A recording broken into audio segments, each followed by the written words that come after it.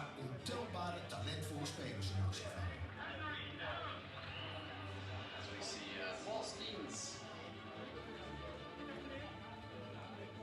Waar je fietsende kinderen voorbij ziet gaan in honkbal en softbalkleding. Waar in de kroeg naar honkbal wordt gekeken. Waar wereldkampioenen worden gehuldigd.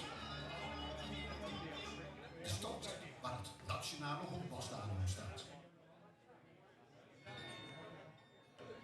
En de stad waar sinds 1961 het grootste honkbal-evenement van Europa plaatsvindt. De Honkbalweek.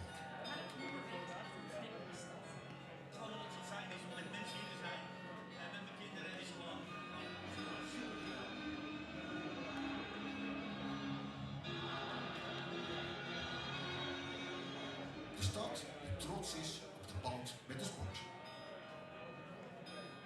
Welkom in Haarlem, honkbalhoofdstad van Europa.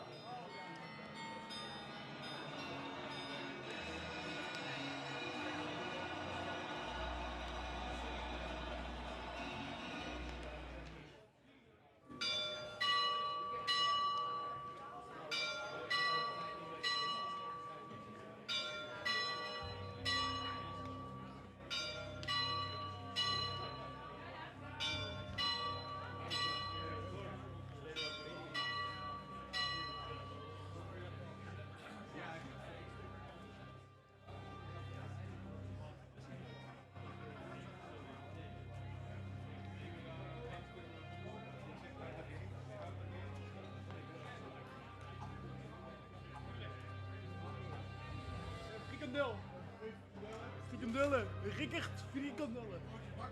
De pauw jongen. De pauw.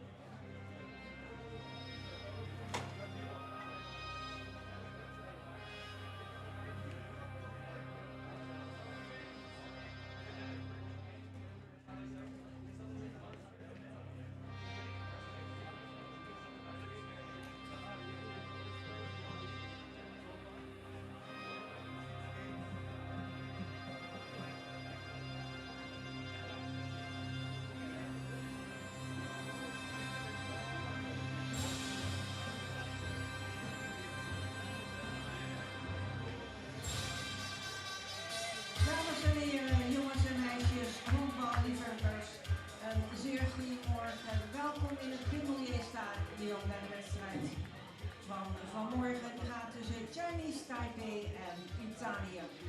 We gaan beginnen met het voorstellen van de beide teams. We beginnen bij de coachingstaf van Italië. Als eerste Gianguido Ponna. De tweede coach Alberto Daoria. En Michele Gerardi. En dan de line-up van het team van Italië als eerste met rugnummer 6. Tweede honkman Riccardo Paolini. Tweede man rugnummer 10, de derde honkman Lorenzo Moresi. Derde man rugnummer 13, aangewezen slagman Nathanael Battista. Vierde man rugnummer 17, linksvelder Jesus Carrera. Nummer 5 op de slaglijst met rugnummer 20, rechtsvelder Filippo Agretti. Zesde met rugnummer 35, eerste honkman Samuele Camberini. Zevende man op de slaglijst, rugnummer 28, midvelder Federico Celli. Achtste man, rugnummer 9, de catcher Giulio Monello. Negende man, rugnummer 3, korte stop Gabriele Ambioi. En de startende werper voor het team van Italië met rugnummer 46, Matteo Bocchi. And the rest of the team Italy, please line up.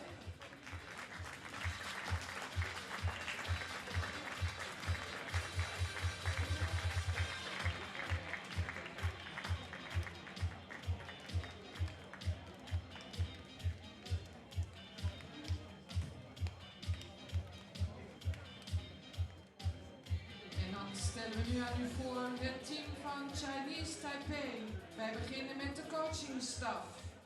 De manager, Kuo Li Chen Fu.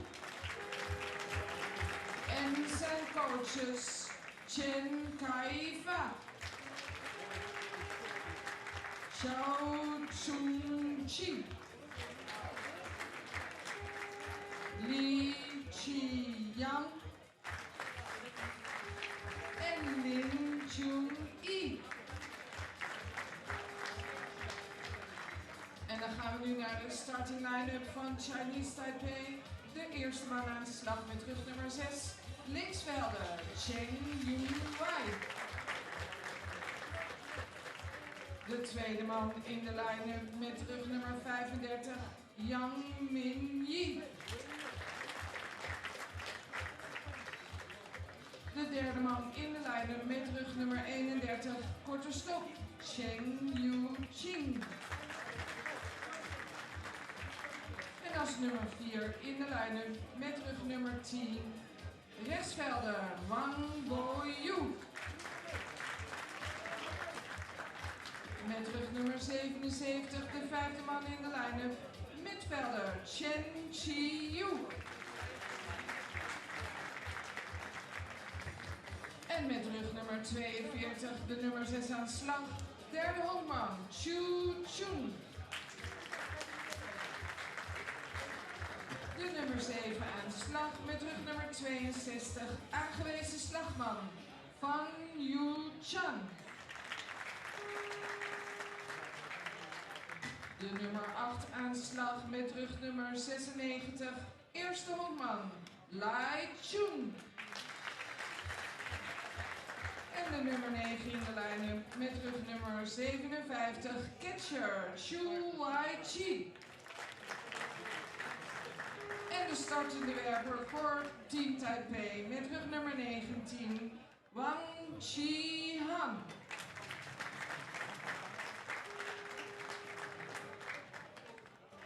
En dan de scheidsrechters.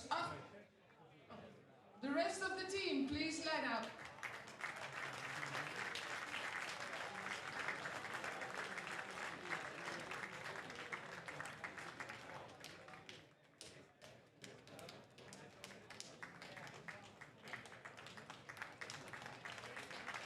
En dan nu de scheidsrechters. Achter de thuisplaats, Nick Elshoff. Op het eerste honk, Efrem Sylvania. Op het tweede honk, Alex Lazaro. En op het derde honk, Richard Wessels.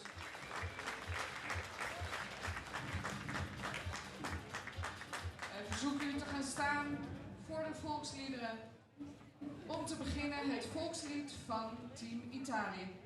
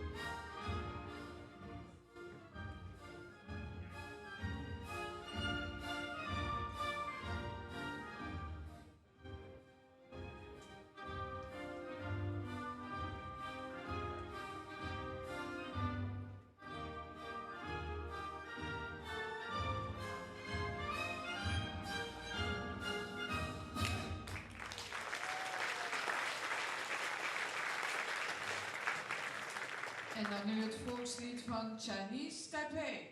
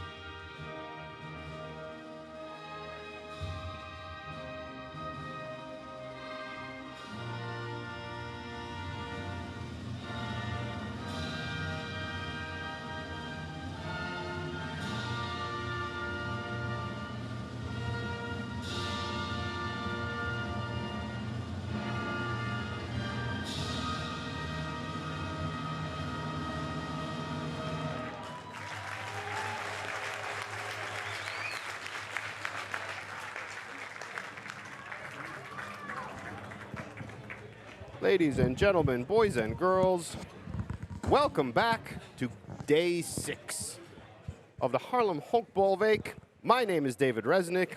In the booth with you today is our very special guest and my fellow American, Sean Houston. Sean, welcome to the broadcast. Thanks very much, David. How are you? Good morning. Good morning. I'm doing great, man. It's a pleasure to have you with us as my usual partner, Jasper Roos, is tending to a couple of business items on a work day. Yeah. So he'll be back with Duty us for the calls, afternoon. yes. Indeed, duty calls. So he'll be back with us for the afternoon games. We're going to get you lineups here in just a moment.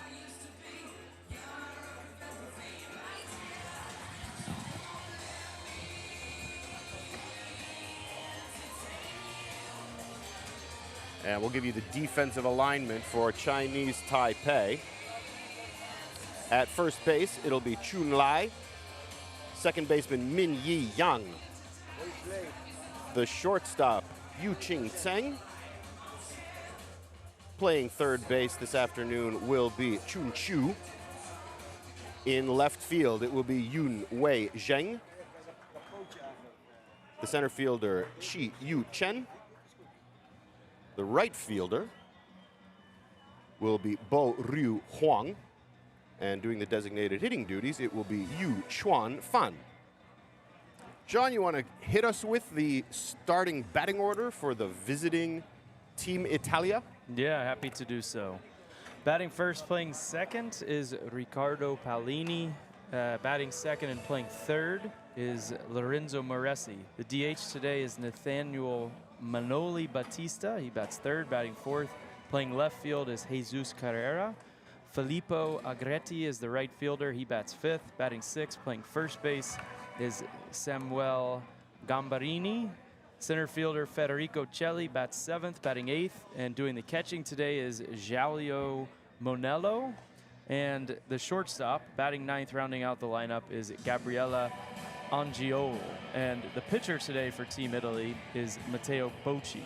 And on the hill for Chinese Taipei, which I humbly forgot. Nah, no worries. It is the right-handed throwing Chia Han Huang, number 19. That is the man.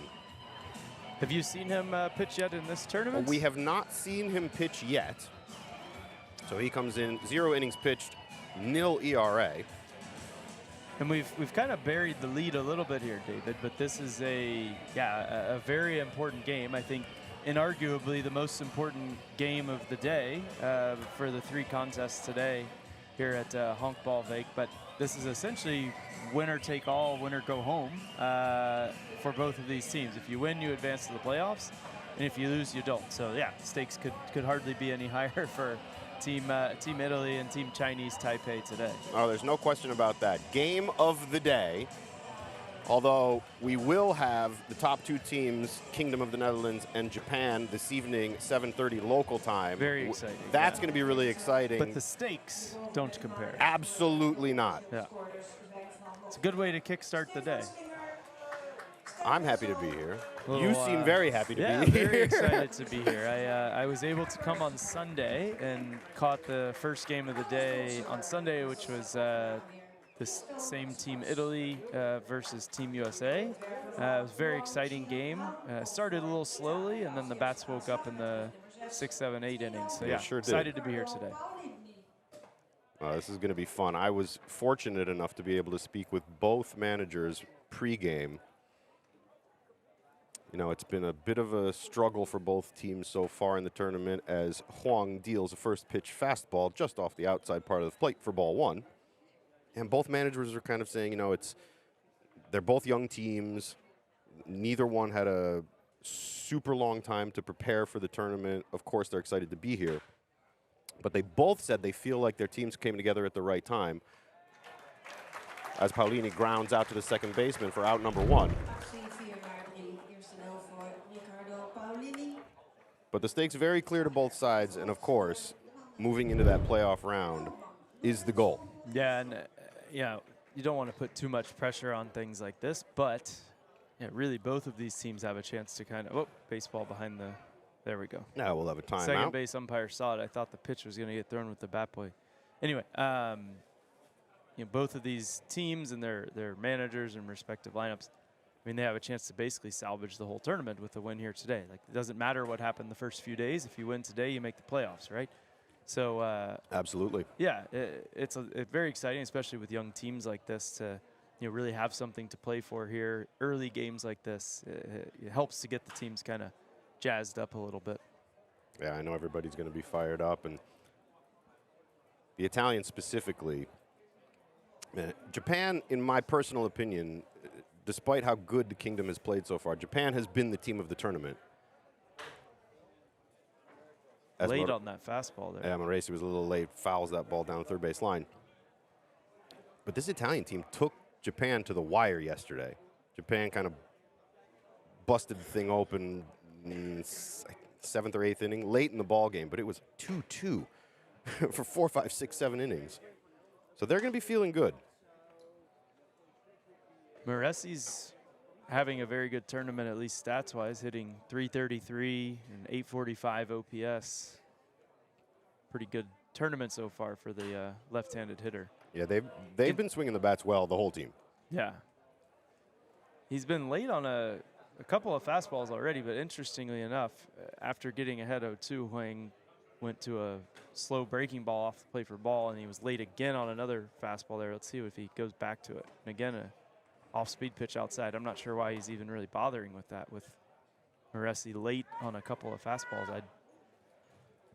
I'm curious to see if he just goes back to the heater again, because Moresi, at least so far in the at-bat, was a little late to catch up. You got to think he's going to. Here's the pitch.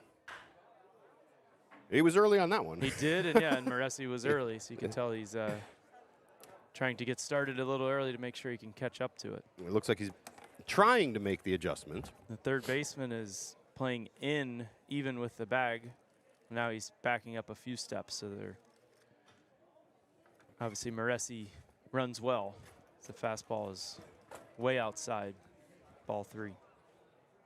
I really like these Chinese Taipei uniforms. I love the so clean. Me and nice Jasper were talking about those. Yeah, it looks really sharp. They've got those old school Texas Rangers vibes. Yeah, and I just like the all whites with the blue cap. It really, yeah, it looks sharp. Fastball inside, so Moresi misses on the full count pitch.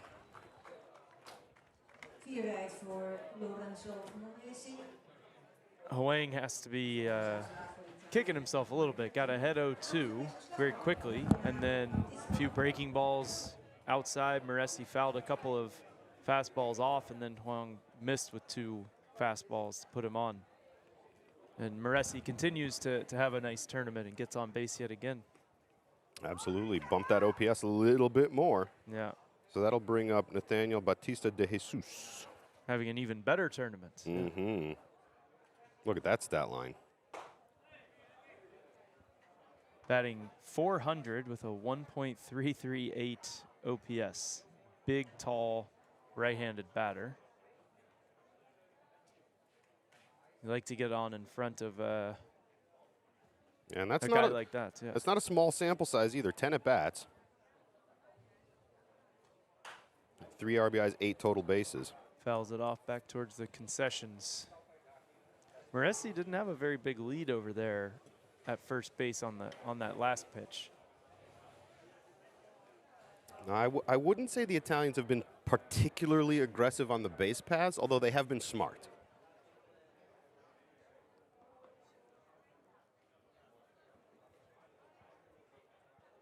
So here comes Wong's 0-2.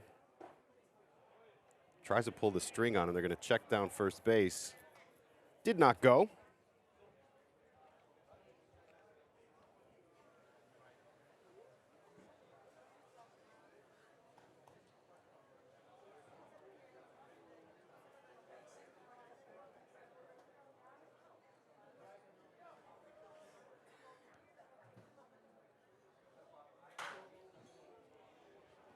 Fouls that one back to the screen.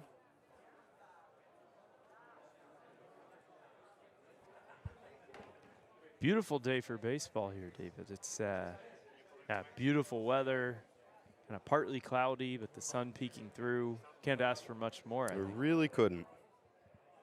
It's temperate, not too hot. Yeah, it's lovely. Little breeze. Yeah, the wind blowing out towards right. You can see those flags whipping around.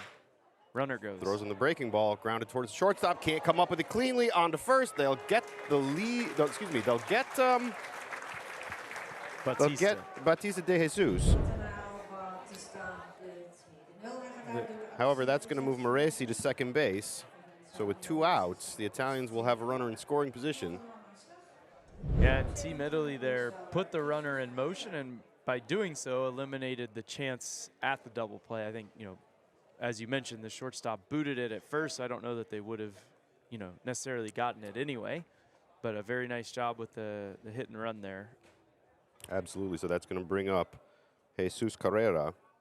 He's hitting 250. There's a shot just foul down third base line. Wow. Ooh. I thought that was fair. That looked kind of I thought it went right over the bag. Have to see a replay on that. It was really close. We're going to have to take the umpire's call on that because he's standing right there. Yeah. So he'll have a better view than anybody in the ballpark. It definitely bounced fair a couple of times, but it must have just went foul right before it got to the bag. That was close. Nice pitch. Second pitch is in there for a strike, called by home plate umpire Nick Elshoff.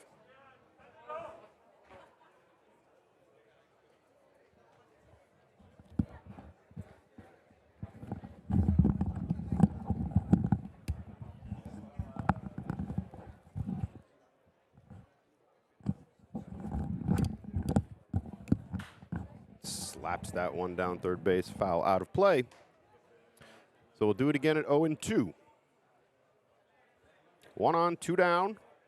No score here, top 1.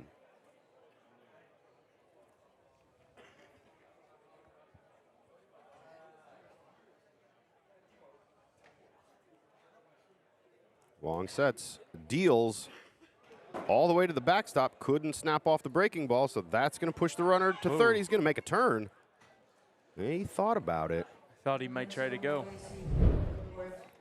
That would have been aggressive. That would have, yeah.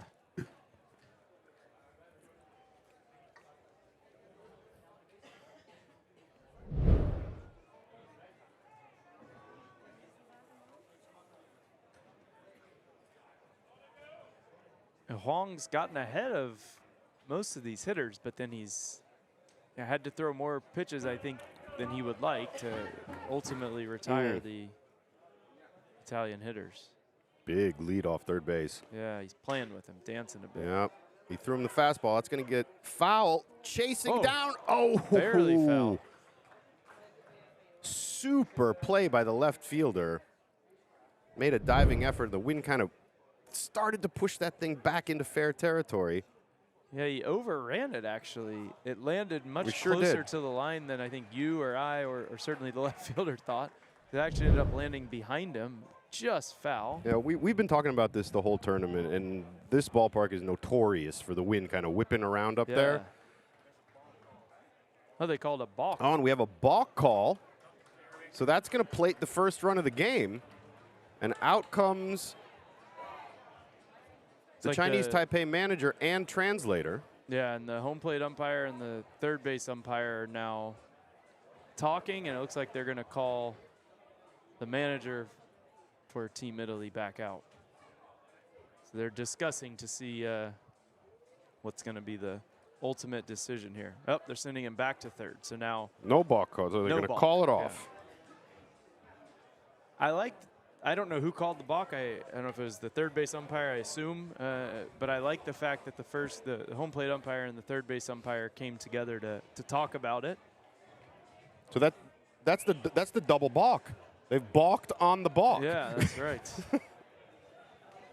Very interesting. The I can't rare say I've double ever seen balk. that before, to be honest with you, where a balk has been called and then overturned by the umpiring crew.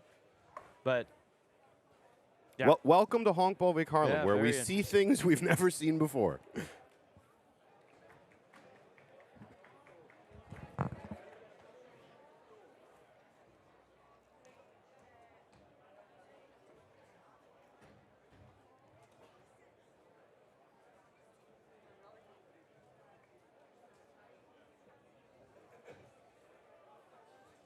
So scratch the run off the board, still no score. Here comes the 1-2. Fastball is ripped into right field and down for a single. That will plate the run. So the Italians jump out to a 1-0 lead here in the top of the first. A lot of lefties in this lineup today. Sure are. For Team Italy. Yeah, you wonder if they've got something on this right-handed throwing Huang Che-han.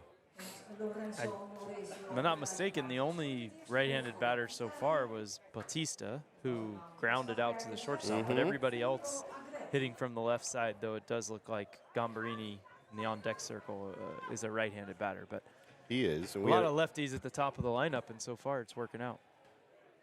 And Gambarini, the first baseman, we did a post-game interview with him a couple of nights ago after he hit 2 monster home runs in one game. Yeah, he's like a big guy in the He's a big guy. on-deck circle. That was the first hit, by the way, for Team Italy. A lot of action already, but the first hit. We had the walk. We had the put the runner in motion. He advanced on the ground ball to short, goes to third on a wild pitch, and then scores on a single. That's how you manufacture a run. Indeed.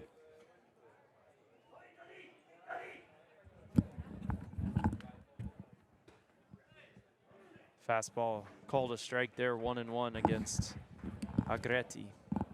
Agretti did not seem to agree, but looked on the outside corner to me. So 1-1. 1 on, 2 down. Is the pitch clock in use? I haven't. So the pitch clock is not in use with base runners on. Ah, okay. Only with nobody I haven't noticed it moving yet. Fastball misses way off the plate.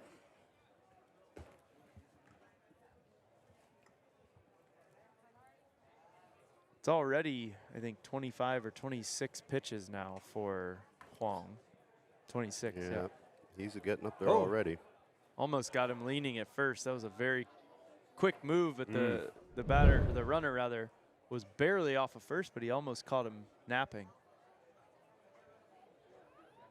A little early in the day for a nap. It's only 11:45 here local time. A strike 2 called on the fastball. Letter high. And Agretti thought it was a little bit outside. Yeah, that's the second pitch in this at-bat. Outer part of the plate called a strike that Agretti took and didn't agree with the strike call. Big open stance. So Huang comes set, deals. Swing and a miss. That'll take care of the side, but not before the Italians jump out to a 1-0 lead.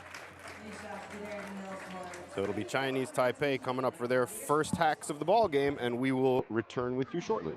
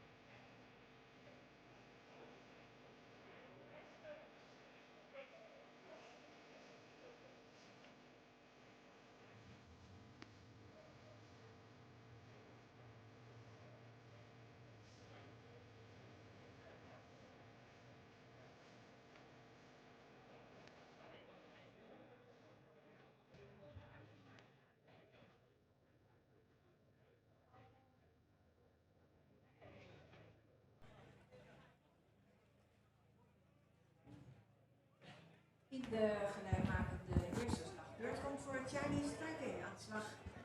Nummer 6, linksvelder, 10 UI. So back here for bottom one, it'll be the left fielder, Zheng Yun Wai.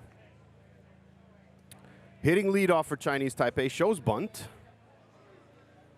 As Bokki sets and deals. And it's in there for a strike.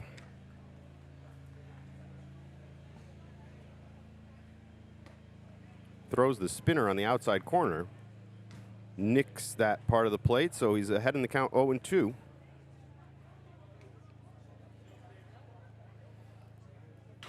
Fastball is swung on and fouled down third base.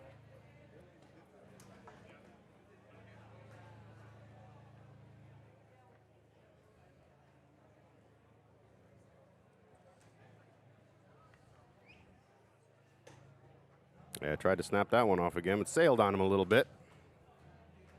Didn't get the grip just right, huh? It's early, you know. Still in the AM. First few pitches, understandable. That one skied out left field. We call that the old can of corn. Yeah, easy play there. That's Jesus Carrera, the left fielder, making the fairly easy catch on the fly ball.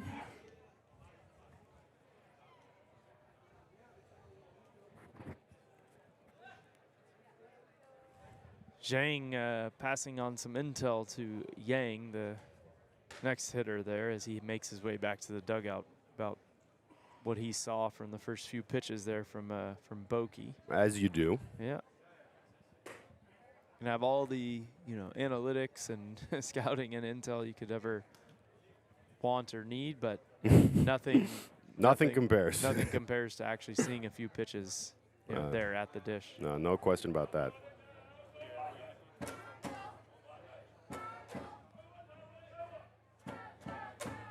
One down, nobody on. Bokki, nasty pitch on the inside corner. Gets him to swing through that. He's got some very good movement on those off speed and breaking ball. I mean, look at that ball. It started inside corner-ish and ended off the plate outside.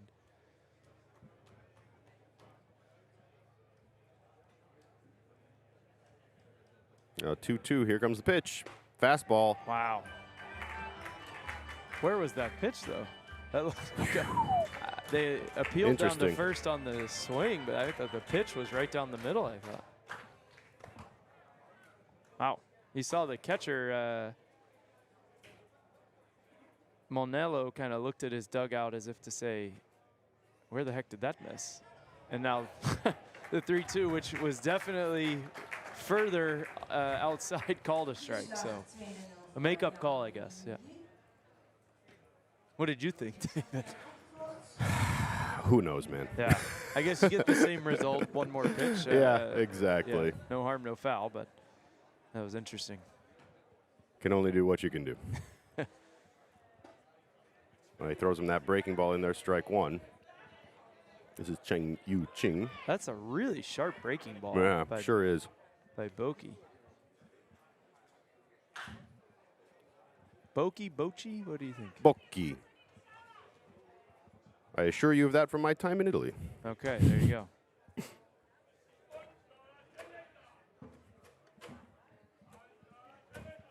Oh, that's nasty.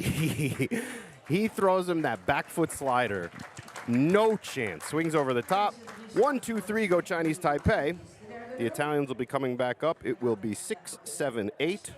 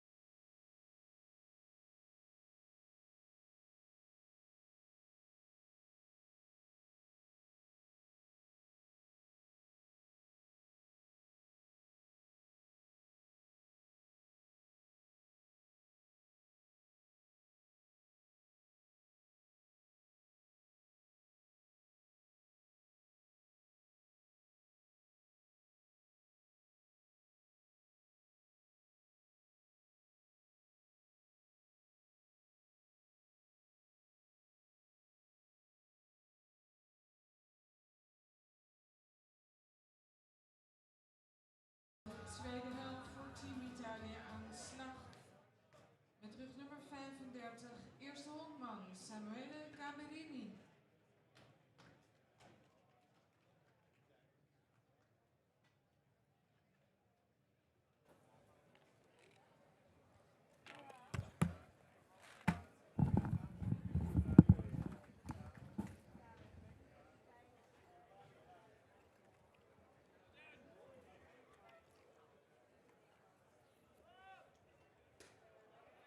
Back here now live with you for top 2.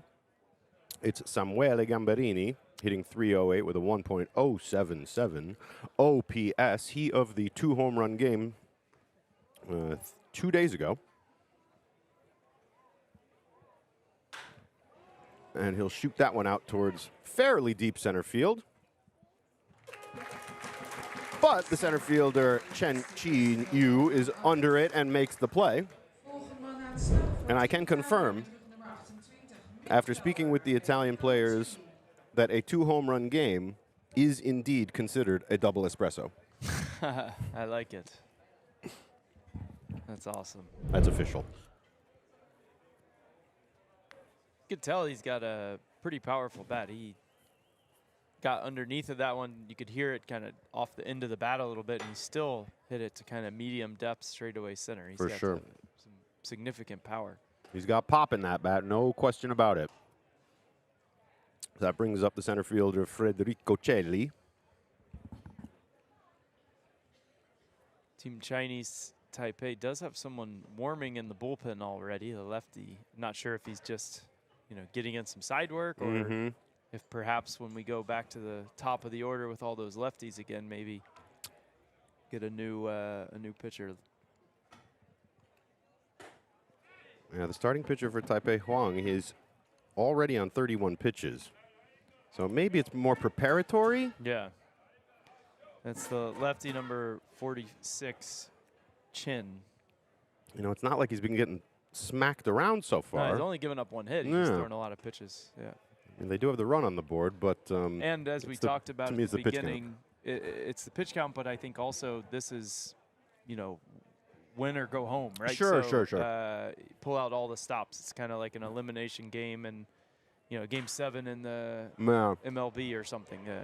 That one's pop foul, just gets out of play. There's no reason to save someone for No, tomorrow or anything certainly like not. that, right? So, yeah, if you're already down 1-0 early, these games can get late early in these types of elimination games. So, especially as good as Boki, the starter for Italy, looked there in that first inning, you got to think, look, you can't afford to fall behind anymore. No, I agree with that. Got to keep this game very close.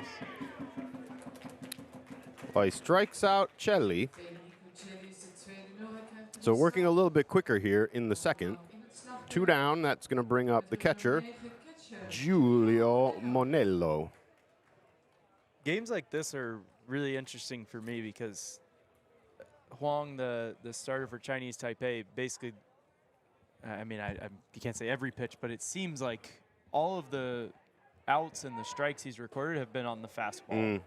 And he's done a very good job kind of starting off hitters with first pitch strikes. And then it's his secondary stuff that's really kind of let him down, whereas Boki, the starter for Italy, I think he threw primarily breaking balls, and they were all really, really good pitches. Sure, as that ground ball eats up the third baseman, comes up with it, not going to be able to make the throw across the diamond in time. And the Italians will get a 2-out base runner here in the second.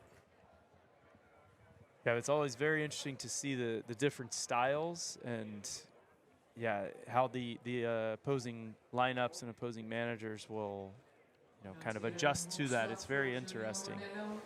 So we'll see. But Huang had a chance there at a 1-2-3 inning, and I think you could make the case probably should have had a 1-2-3 inning, but a tough play on the back end there for the third baseman. For sure. Not an impossible play, but a difficult play. It looked like he may have kind of misread the bounce. Yeah. I think also he kind of waited on it and got himself an in-between hop, whereas if he either took a step back or a step in, would have made it a little easier on himself. No, totally agree. Another lefty, by the way, here for Team Italy. Lefties Gabriele on lefties. Angiol, and another one on deck, the top of the order, Paolini. I think Huang has to, if he's going to stay in this game for the long haul, he's got to find a way to get on Jeol. Sure. Can't let the bottom of the order 8-9 guys get on, because as we talked about, the top of the Italian lineup is very dangerous. Already thrown 40 pitches here, and only 1 2/3 through. Sets and deals, misses outside. Again, he just can't control that Yeah. breaking ball. They're not even close either. They're easy takes too. Yeah, He's for not, sure. Not really challenging Italy, except with the fastball.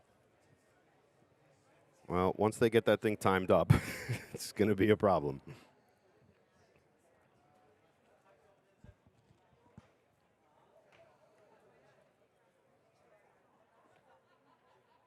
Here's a pitch. Delivers that fastball for a strike, taking all the way on the 3-0 count. So now it's 3-1. And look who it is. The man, the myth, the legend. Jasper Roos is back. Sean, good to see you, man. Almost wore mine, but I decided to I'll be here in a second. You guys want to get some? 3-1. Slap foul down third base, out of play. So brings the count full.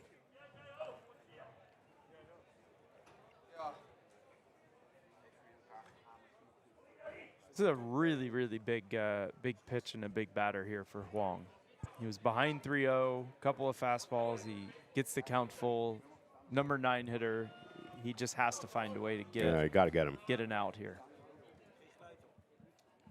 Got to figure it out. Again, lefty warming in the bullpen. Got some lefties coming up for Italy at the top of the order. Don't want to say, this early in the game. Certainly the game, won't be over, no matter what happens. But this feels like a very big batter. Misses with the breaking ball again. Lost him. Let's see if they make a move or if they're going to let him try and work through it. Yeah, it looks like they're checking to see if he's ready. And he is. They get the sign. So we're going to have a pitching change already here. Yeah. With 2 down and Italy threatening once again. We'll get the information for you on the new pitcher and return just a moment.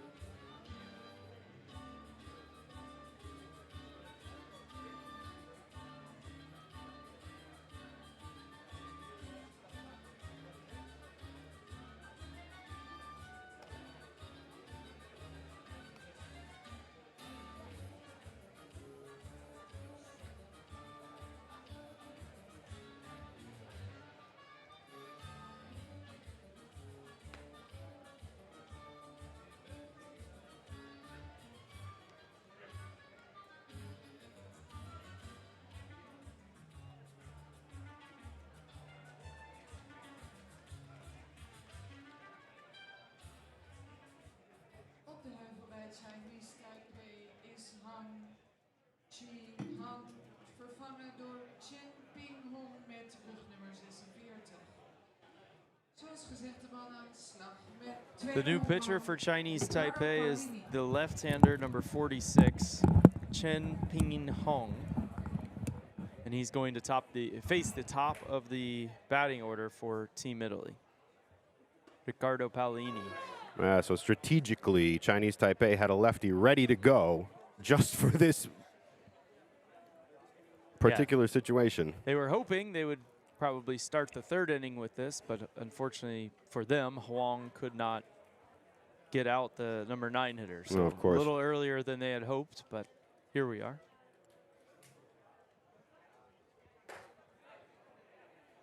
Hat fell off. He threw the pitch so hard. Interesting though, Palini was showing bunt on the first Sure pitch was. with 2 down. That's a little weird. Yeah, 2 down and also 2 men on base with a force at any square base. A little interesting, but No, for sure. probably just trying to mess with them a little bit. Very interesting. Third baseman is in even with the bag. Misses with the looked like a little change up. Yeah. Either that or a spinner that just didn't really spin. Yeah. Luckily for him, it was a little too high for Palini to do anything with. But yeah, that could have been dangerous if that was a couple inches lower. Now sets deals again. Fastball swung on, fouled over everybody's head and out of play. So we'll do it again, 2-2, 2 on, 2 out. Team Italia leading by 1 here in the top of the second.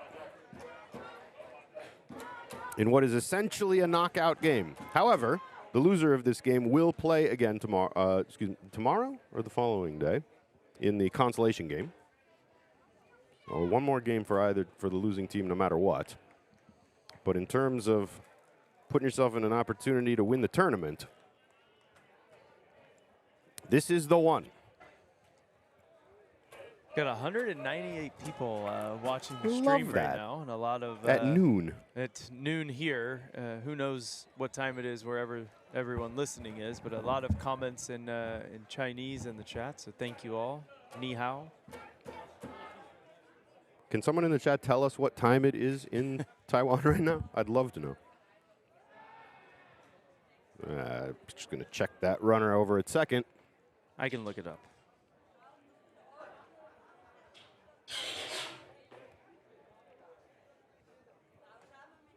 It is 6:06. A.M. PM. Okay. Oh, there's going to be an interesting play. Ground ball towards the first baseman. He's going to scoop and dive and tag the bag himself. Nice play. Very athletic. So they do get out of the jam. They're going to have a little huddle outside.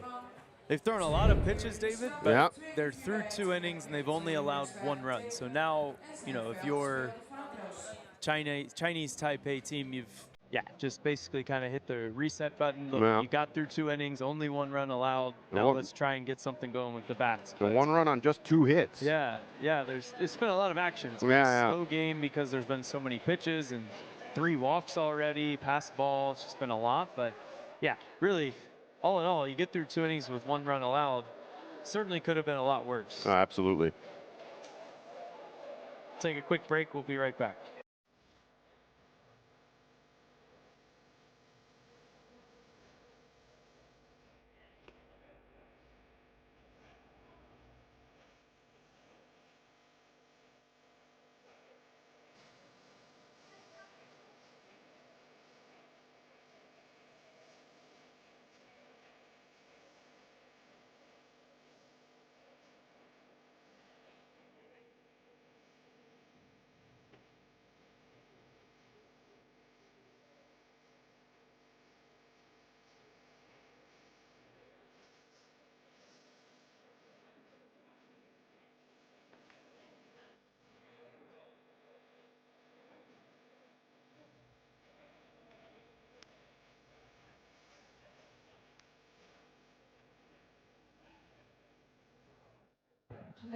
We got Joyce in the YouTube comments saying it's 6 p.m. confirmation. Thank you very, very much. Thank you, Emma. It is good afternoon, just turned afternoon here in the Netherlands.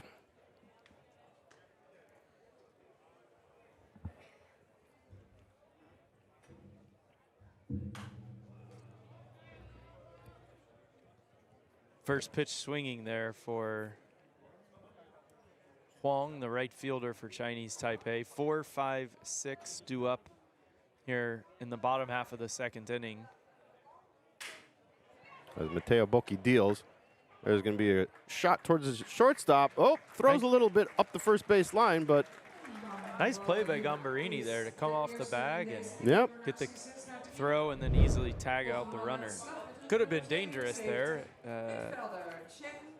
Easily could have been an error.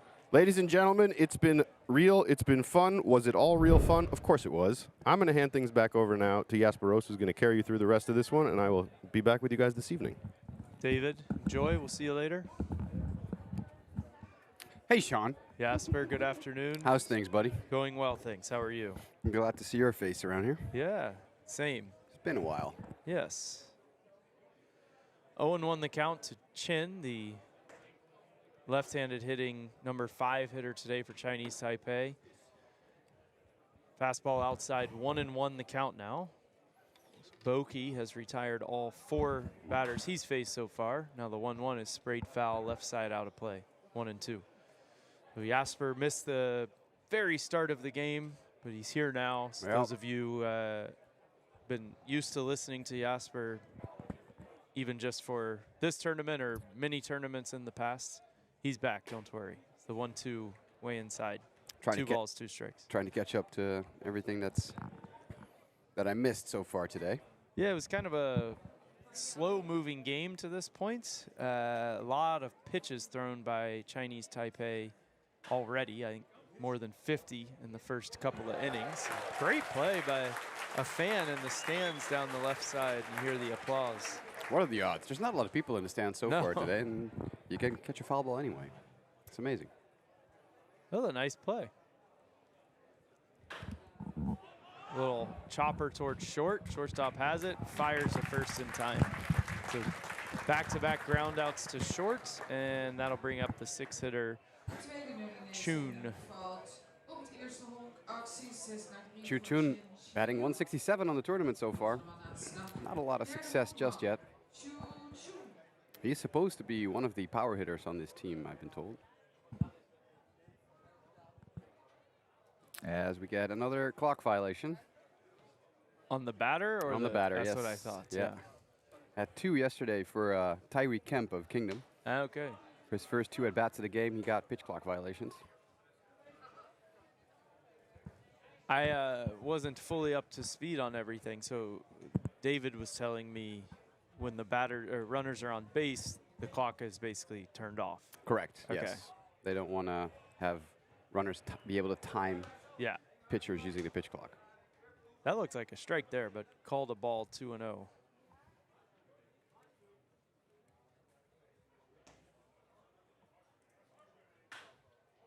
That is skied in the left field. Italy have a man there, and that was at 80 miles an hour. Quick work by Boki. Yeah, he's looked very, very good so far. And we're through 2. Italy 1, Chinese Taipei nothing.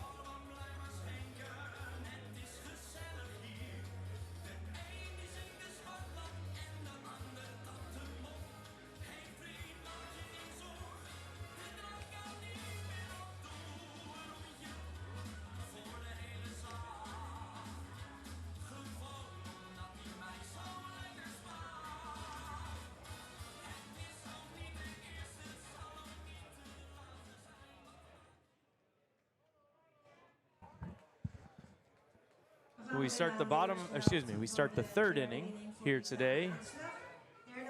Team Italy coming to bat, leading this game 1-0. And it is Lorenzo Moresi, right-handed hitting third baseman. Who celebrated his birthday yesterday. The whole stadium sang for him when he got his first at-bat. He was behind the plate doing the catching yesterday as well. Oh, really? This pitcher, Chen, for Chinese Taipei, his hat has fallen off, I think, 2 or 3 times already after he releases pitches. He needs to... Look, again it happened. Yeah, tighten things up. There's a Japanese pitcher who has the same thing, and there's a couple of outfielders who struggle with the same issue. That has popped up. The third base, easy play there. Maybe he got a haircut and now it doesn't fit. Now it doesn't fit anymore, yeah. Maybe he's wearing somebody else's hat, but it's, I mean, I think it's happened more often than it hasn't, that it's fallen off on his pitches. Yeah, for sure. It's a thing that only seems to happen with the Asian teams participating in this tournament. We had a Taipei pitcher 2 years ago who had the same issue. Really? Yeah, hat kept flying off every pitch. That's a nice breaking ball in there for a strike.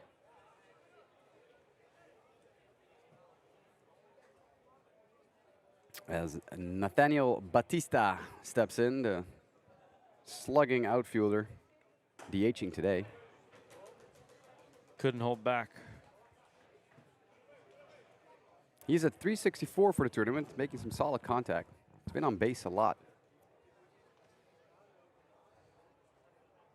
A solid 1,227 OPS, Sean. That's not too shabby. No, that is, I would say the opposite. That is good, yeah. Hard to be much better than that. It's been an offensive tournament so far. Lots of hits, lots of runs. 27 hits yesterday between Spain and Kingdom of the Netherlands. 14 for Spain, 13 for Kingdom, as Batista hits another single. and another hat goes flying. Yeah, I'm used to seeing it when a guy's like running the bases or maybe like, you know, full sprint chasing a line drive or something, but not just, I mean, that was a lazy little pop-up that was easily going to land in front of him and that comes off. Or when you release a pitch, that I'm not used to that. That's a new one. It's windy in the stadium, but not that windy, to be honest. No.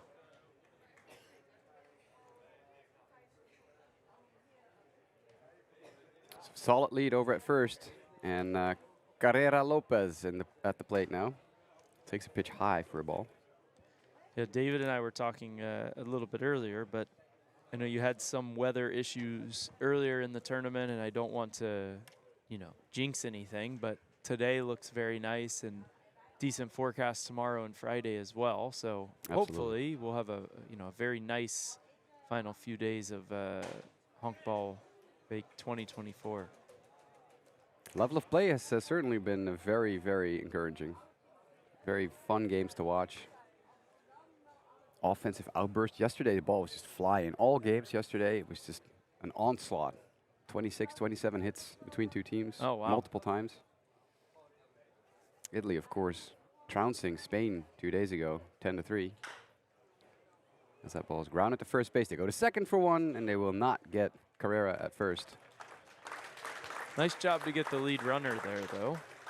Keep the force in play, and yeah, Chinese Taipei trying to find a way to keep this a one-run game. They've already gone to the bullpen. They have another arm warming down there. David and I were also talking Jasper earlier, but basically an elimination game for both these teams. So if you're Chinese Taipei, you're already down one.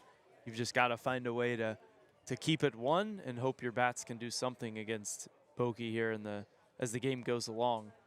But certainly it could be worse. You know, Italy had quite a few men on base via walk already. And now the hits are starting to rack up a little bit. So yeah, if you're Chinese Taipei, just try and hang on and see what you can do offensively. But you know, it's almost like a game 7, right? Right. There's no reason in saving somebody for tomorrow. If you have a matchup that you think is in your favor, you kind of got to go with it. Filippo Agretti, who homered the other day, pops this one up just behind second base. Easy play there for the Taipei second baseman, Yang Minyi. And that takes care of that.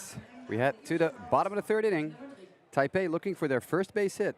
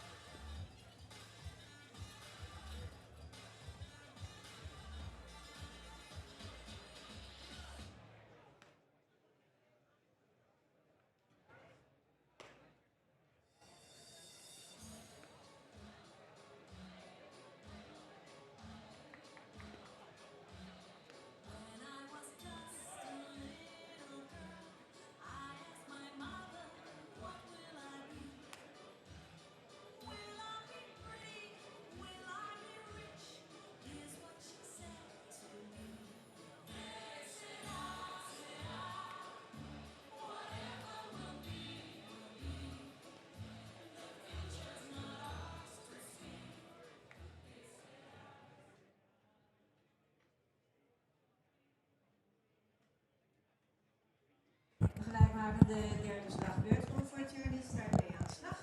Aangewezen slagman. Alongside Jasper Roos, my name is Sean Houston. Very nice to have you all with us here today as we start the bottom half of the third inning. Italy on top of Chinese Taipei 1-0. In the first pitch, it's a fastball called a strike, 0-1. Fan Yuchuan is the batter. He's hitting .235 on the tournament. In the 7-hole for Taipei, taking his first hacks today against Boki. Matteo Boki.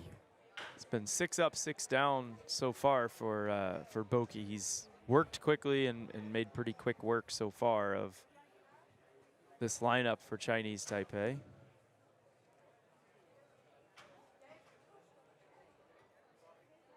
Working quickly too as he strikes out Fan Schwingen. I was going to say Fan Schwingen. He fanned him. He fanned him. Yeah. He certainly did fan him.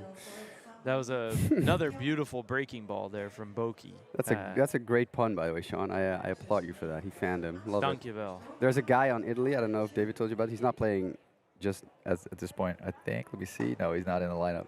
His name is Tommaso Battioni.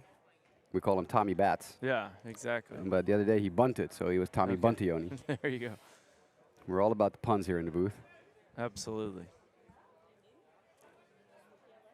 Chun Lai, the batter. He almost got hit by the first pitch and then takes the second one, 2-0. I think this is the first batter I can remember that Boki has fallen behind. He's done a really good job of pumping in strikes and then putting him away with a breaking ball, as here gets a called strike, 2-1. I went in the high 70s, breaking pitch. Slider, it seemed. Yeah. Fastball fouled back out of play, 2-2. So from 2-0 to 2-2.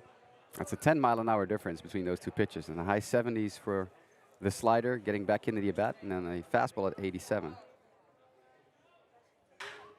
As that is grounded to short. Anjoy is there. Quick throw to first, and that takes care of Lai Chun. Yeah, you should have seen that shortstop from Italy earlier in the tournament, Sean. It's in the defensive masterclass from Gabriele Anjoy. Really? Spectacular catch in left field foul territory a couple days ago. I saw one play. I was here for the USA versus Italy team on Sunday, and he made an amazing diving play. That's him, yep. In the hole and got up and threw the guy out at first. And he almost made another one up the middle where he stopped it and almost they were trying to actually get the force at second. It was just a little bit late if I remember correctly, but yeah, some very athletic plays. And he also got his first base hit of the tournament yesterday. Ah, there you go. So he got that out of the way as well. There you go. He's been really good. Really fun to watch. This entire Team Italy has been really fun to watch. They're having fun. They're joking around together. They were doing yoga on the field this morning to warm up. As that is hit weakly to second base. Italy have a man there. Paolini throws him out. Another quick inning for 9 up, Matteo 9 down. Boki. Yeah. Can't start much better than that. Cannot. We got Italy coming to bat with Gambarini leading things off.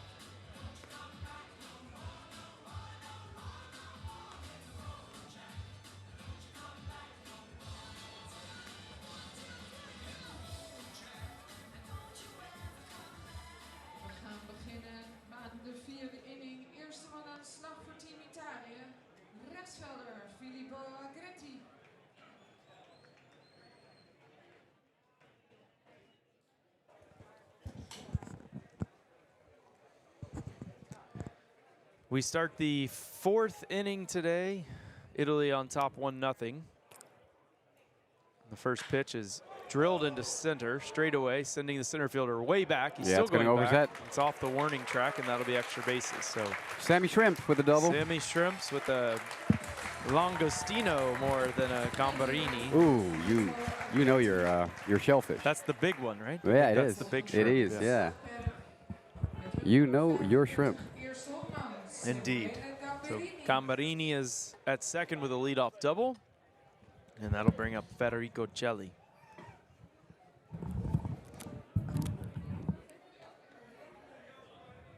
So Team Italy looking to add to their 1-0 lead. They'll have a few tries at it with the runner at second, nobody out. Corner infielders in for the Chinese Taipei team. And the first pitch to Celli is hit towards short, and that'll get the runner to third. They look at him, but indeed the only play is at first. Celli is thrown out 6-3, 1 out, but Celli does his job, gets the runner Gambarini to third. He's 90 feet away with 1 out. And now here comes Giulio Monello, the catcher, with a chance to add to this Italy lead. And the infield will come in for Chinese Taipei. It was a close one. The shortstop for Chinese Taipei, Shang, he got that ground ball, looked towards third. He thought about trying to get the runner, but just wanted to make sure he got the out and I think made the smart play. First pitch low, 1-0. And again, the hat goes flying. Yes, indeed. As is tradition.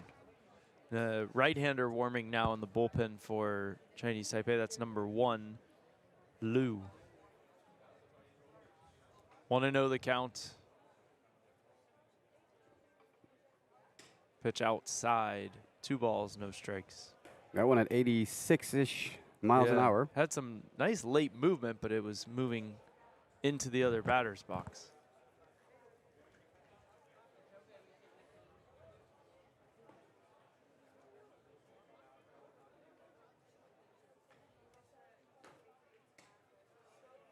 Ooh, close one. Just off the plate. 3-0. A little hand clap by Gambarini from third base in support of Monello, who is hitting .571 on the tournament.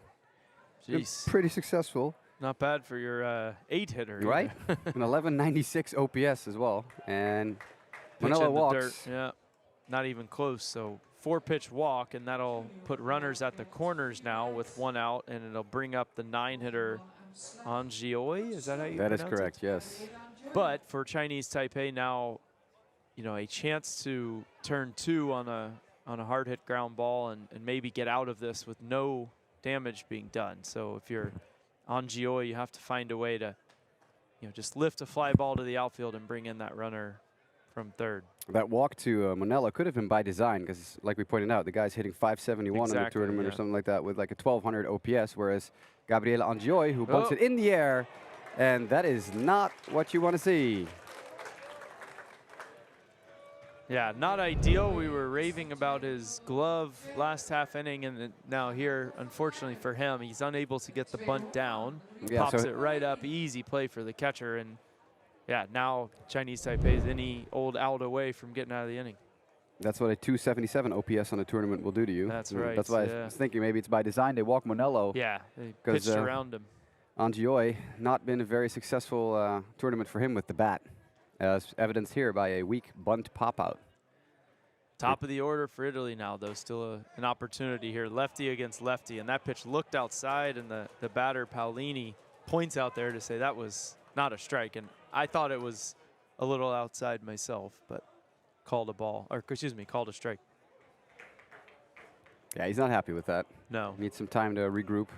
Luckily for him, a ball came loose from the Italy bullpen, so they actually had to call time, and he actually got a few seconds without having to get a violation. As he grounds it to second base. Fielded cleanly. He's not even going to run it out because the tag is applied. Monello's out. Fielder's choice scored for Riccardo Paolini, and at this rate, we're going to be done with this game quickly, Sean. We're headed to the bottom of the 4th inning. It's 1-0 Italy.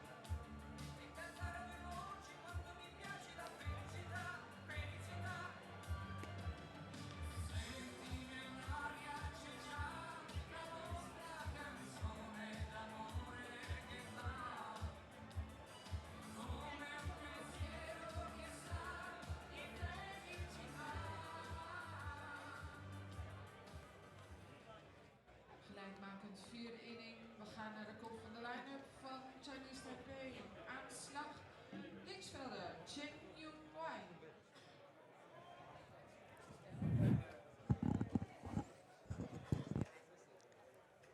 Zhang Junwei, the batter. He fouls that first pitch by Matteo Bocchi to the screen, and we're underway here in the bottom of the 4th inning. Still a goose egg in the hit column for Taipei.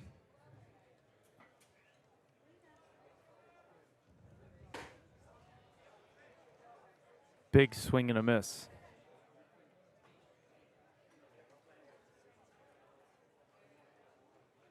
Oh-2 pitch by Bocchi, hit into the outfield, and that should be Taipei's first base hit. It is.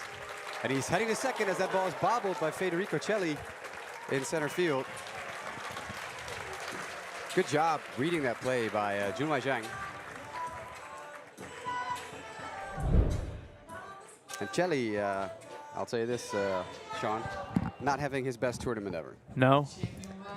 He got his first ever Honkbalweek base hit the other day after going 0 for 15 spread out over 2 years. Okay. He had a couple of misplays in center field.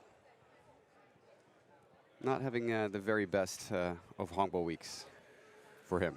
Well, that's the good thing about baseball is there's always another game and another day. So that's it. Hopefully for him, he can turn it around. Zhang Wing look back to the bag at second. Bocchi turns around.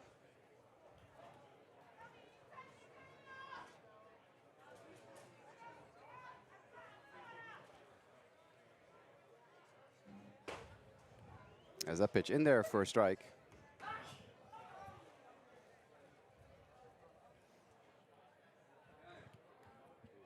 Jeroen, een van deze headset heeft nu een heel raar effect. Als je hoort jezelf 0-1 the count. Ball gets loose from the Italy bullpen and causes a little momentary delay.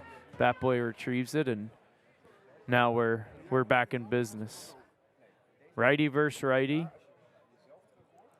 Jong, the batter, 0 for 1 today. Swinging a fouls it back. He's upset a bit. He thought he had a good breaking ball to hit there. He had it timed up perfectly, but he just was a little underneath it. Fouled it back straight off the screen. So Bocchi gets ahead 0-2. Now the 0-2 pitch, way outside. 1 ball, 2 strikes. The base runner, Zhang at second base, and 2-3-4 coming to hit here for Chinese Taipei. 1-2 way outside.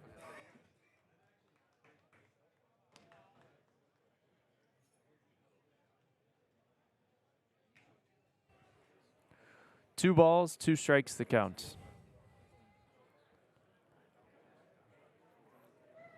Bocchi leans in for the sign. He's working from the stretch for the first time today with Chinese Taipei having their first base runner, and the 2-2 is fouled down the right side. A fair ball down the right field line, and that'll score a run. So over to second base goes Yang. He's in there safely, and he has himself an RBI double. And Chinese Taipei has tied this game at 1 here in the bottom of the 4th inning.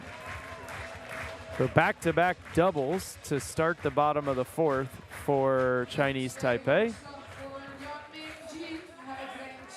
And just like that, we've got a whole new ball game. 1-1 as Chinese Taipei jumps over Bocchi here the second time through the lineup, and that will bring out a visit from the Team Italy pitching coach, as Bocchi was really kind of cruising through the first 3 innings. And now all of a sudden here in the 4th, he's in some trouble. So not sure what Chinese Taipei did, but they certainly made some adjustments as they, looked completely, I would say almost lost or overmatched. And now all of a sudden they are doing very well. And they've got themselves a chance take the lead here as mound visit is over. And now we'll get the left-handed hitting Shang Yu Qing coming up to bat for Chinese Taipei. So Chinese Taipei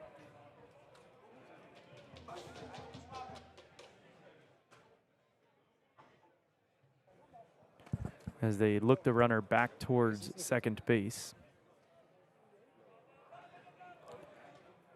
Now Boki leans in, gets the sign, comes set, and the first pitch is inside, 1-0.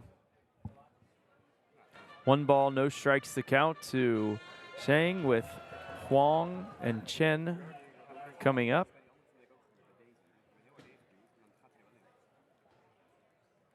Chinese Taipei had a right-hander warming up in the bullpen, but currently no one throwing. The 1-0, swing and a miss. 1 ball, 1 strike.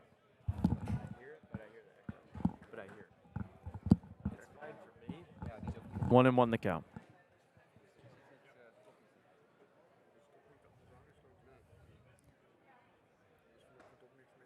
The 1-1 pitch just off the plate outside. 2-1. Righty versus.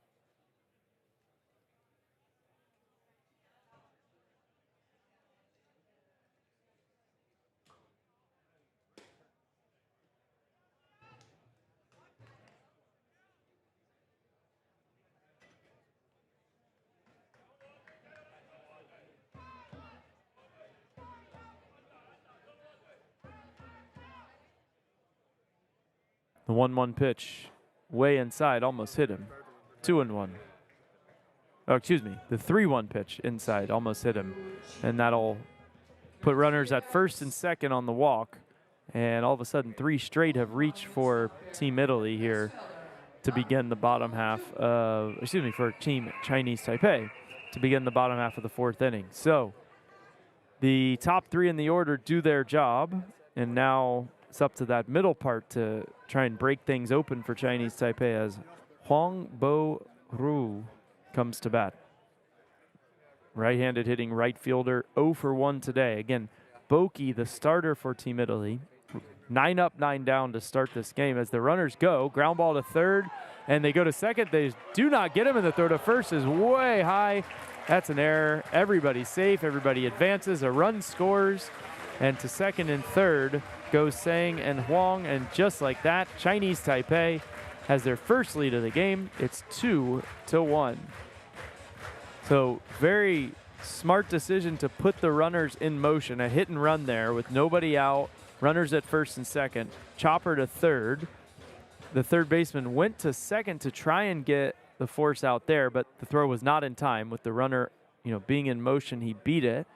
And then the throw from the second baseman, Paolini, was way high and way out of the reach of the first baseman, Gambarini. And so the error will allow everybody to move up 90 feet. So that's what allowed Yang to score, Sang to go to third, and now Huang to second. So 2-1, Chinese Taipei now leading. And Boki, the pitcher, steps off the back of the mound and has a quick word with the second baseman, as it looks like the manager for Team Italy kind of started in towards the field, turned back, and now he does go, and he is going to make a pitching change. So Boki could not have started this game any better. 9 up, 9 down, and now all of a sudden, to start this 4th inning, Chinese Taipei sent 4 men to the plate. Nobody's out. 2 runs have already scored, and they've got runners at second and third. So a rough 4th inning, and Italy's going to make the move. Here comes the new pitcher, and we'll step aside and come right back.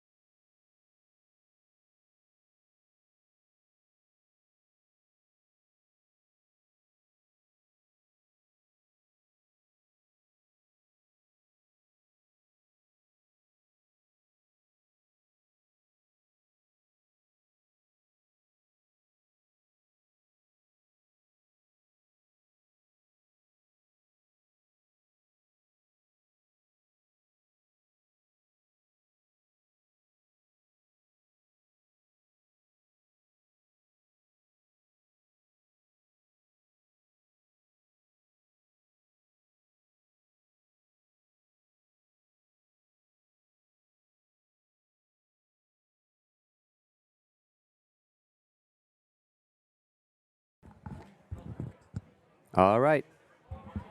Nice.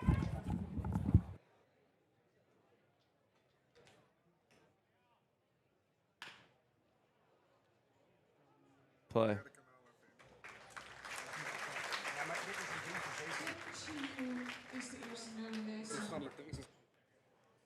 Apologies, folks. We're having some technical difficulties with the recording equipment and the headsets here. Thankfully, the video is still working perfectly. So there's a quick ground ball to short on the first batter that the new pitcher for Team Italy faces.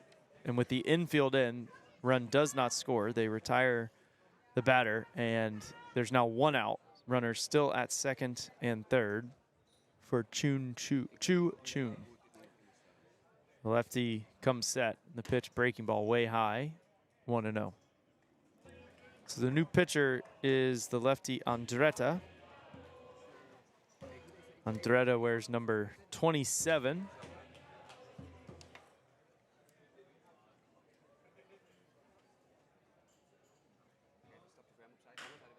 (1-0), grounded foul up the third base side. 1-1 the count.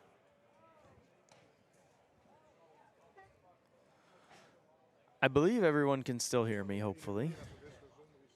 So we're sorting out the headsets and the mics. We're having some echoes and some strange things that apparently hadn't happened all tournament. So apologies, I brought the bad juju.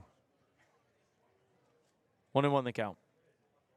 Fouled straight back, 1-2. So Andretta so far has come in pumping in strikes, and the change of pace, a harder throwing lefty versus the righty starter, and at least the first couple of batters going well.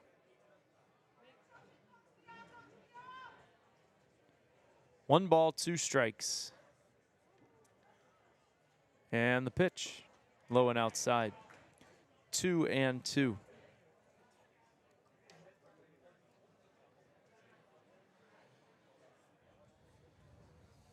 Lefty hitting batter, excuse me. 0 for 1 today. The 2-2 pitch. Strike 3 called. Caught him looking at the outside corner.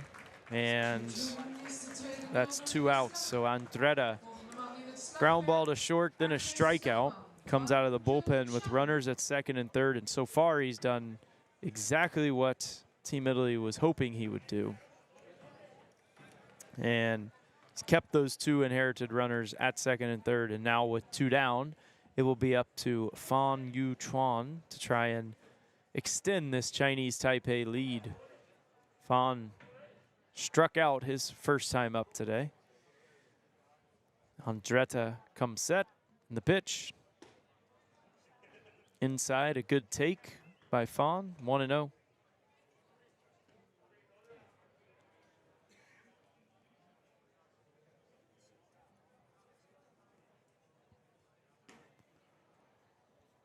Wind not very strong at the moment, lightly blowing out towards right field as Fan fouls it off.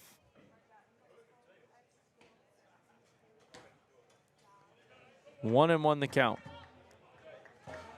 Some kind of light action going on down the left field line in the Chinese Taipei bullpen. I think it's actually the pitcher number 46 who's in the game right now for the Chinese Taipei team that maybe is just staying warm, as the 1-1 pitch is a big swing and a miss by Fan to the DH. Took a big hack there, tried to launch and came up empty. 1 ball, 2 strikes to count, 2 away, and the pitch swing and a just got a piece to stay alive. That ball trickles back towards the screen behind home plate. Runners at second and third. Andretta on the mound for Italy, just trying to keep it a 1-run game.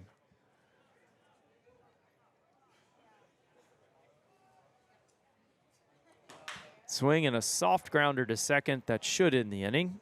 And it does, as the throw beats a hustling Fan. So Chinese Taipei finally gets their first base runner of the game, and they played a couple of runs. Could have been more, though. Second and third, nobody out. And Andretta comes out of the pen and shuts him down. So a good job by Andretta, but also a good job by Chinese Taipei to finally crack into the scoreboard today. And they take a 2-1 lead as we head to the bottom, as we head to the 5th inning.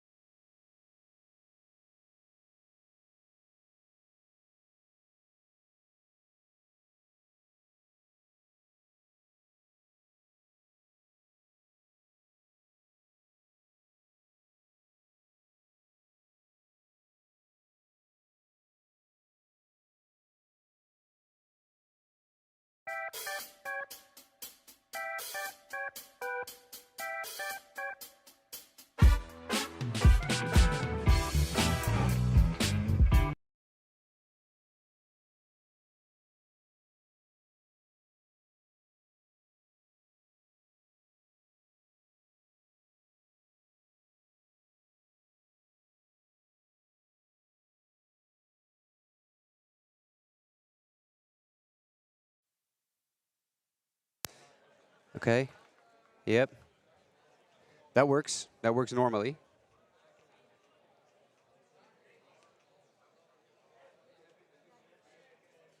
Yeah.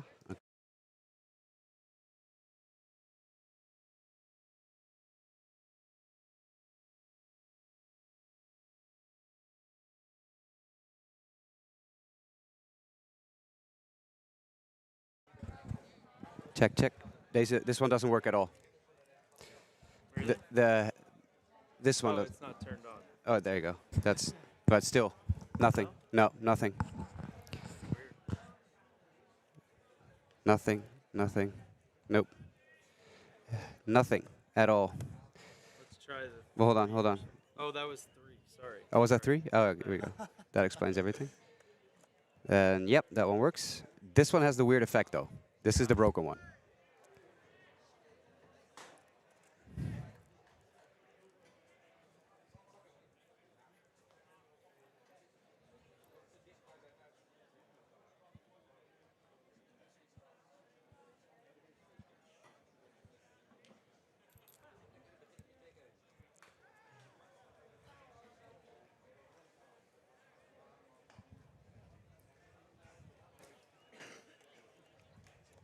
This one has the weird. It's not the mic, it's the headphone. Yeah. Well, yeah, probably. Yeah, I think so. Because we don't hear it in the other one. It's not terrible. No, it's but very it's minimal, but it is there. definitely there. Yeah. Let's try.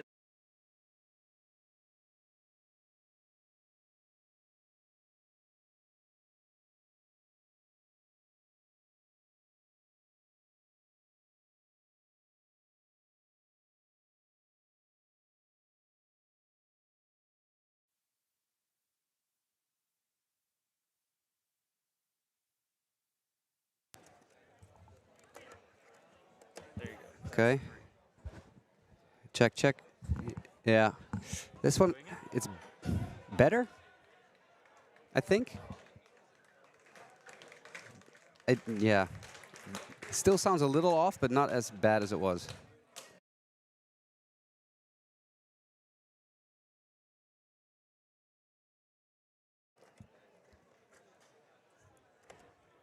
Check, check. Yeah, that one's fine. Yeah, more or less fine.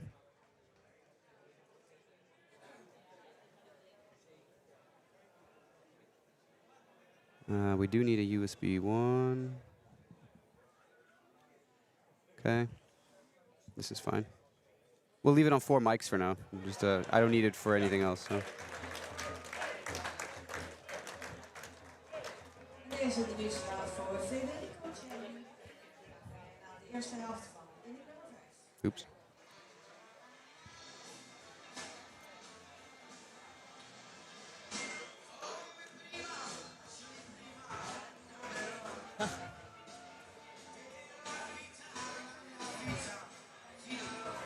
Good game, 2-2 through 5. Okay. Hold on, let me see. For audio purposes? Yeah.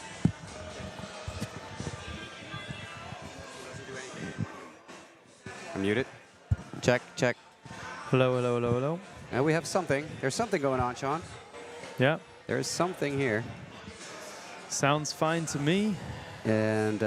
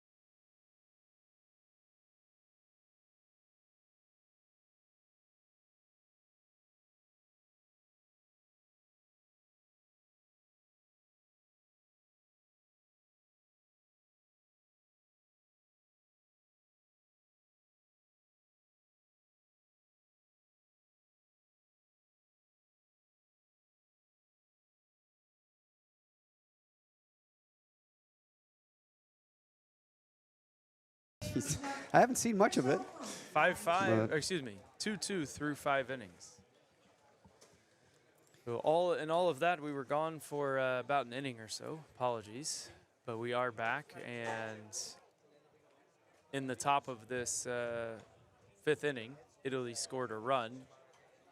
Chinese Taipei was able to go to the pen and bring somebody in to get them out without any further damage, as Italy stranded a couple runners. So we start the bottom of the 5th inning. So we're not through 5, I'm sorry. We're in the bottom of the 5th inning, and it is a 2-2 game as Chun Lai swings and hits one to right field, and that's going to get in for a base hit.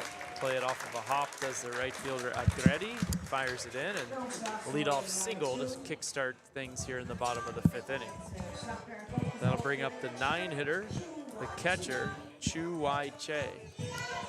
I'm sure people at home are curious, Sean, to hear whether or not, or how we fix this. Is the good old unplug, replug. Yep. But it is a smart machine, so we did have to actually reset it and apply some settings. It's not one of those turn it on and then you just plug something in, and there's a lot of internet and other things going on with the actual board for the sound. So it's a smart board, but sometimes there's more to go wrong.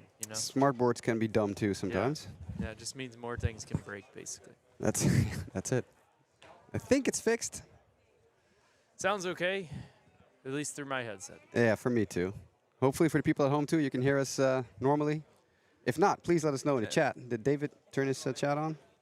He had it up on the laptop here. And he then has subsequently left, and his computer timed out, and I don't know the password. So. Then that's probably a good thing. You don't want to. Hold on. Let me get this out of your hair then. That was a defensive swing. If we can see a replay, it almost looked like he was swinging to keep the ball from hitting him, and he lined a base hit into left field. A very defensive, awkward-looking swing at a pitch up around his eyes, but goes down as a base hit. And back-to-back singles is how the bottom of the 5th inning begins. So here comes the top of the order as the 8-9 guys get on for Chinese Taipei, and now Zhang Zhu Wai comes to bat.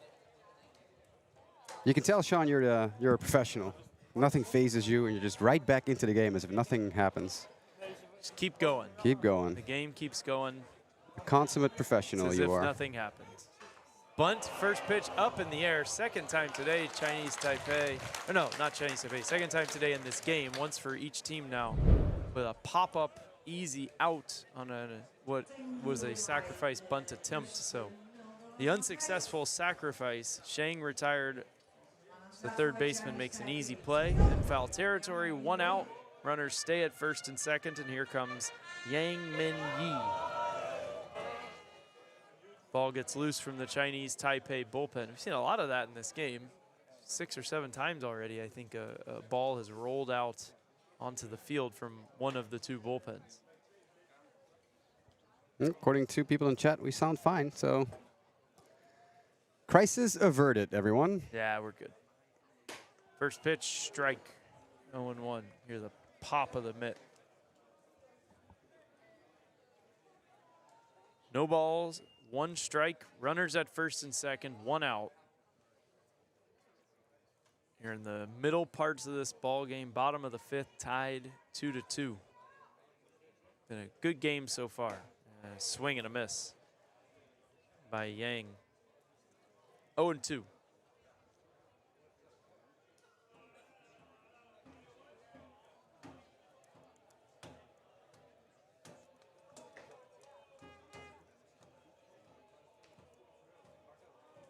You can hear the Taipei fans with their drums and their singing. It's always a very typical Honkbalweek sound to me. Yeah. How many years consecutively have they played in this tournament? Do you know? Coming up on, I think, there was one year, the COVID year. I think the year after COVID, maybe 2022, they weren't here. There were some issues with their travel schedules. Chinese Taipei was not allowed to travel yet in 2022 due to the COVID restrictions, I believe. Yeah, I think I remember that. That's right, yeah. But yeah, they're usually a very regular guest for us here. Definitely a loyal Honkbalweek country. with a very bunch of loyal fans. Yeah. obviously. Do you know if the fans travel? Are they local? Or? I've never asked. I assume they're local because I can't imagine them Yeah, flying all the way long here way to every go. 2 years. Never know. You never know. 0-2 the count. Pitch is low, 1-2.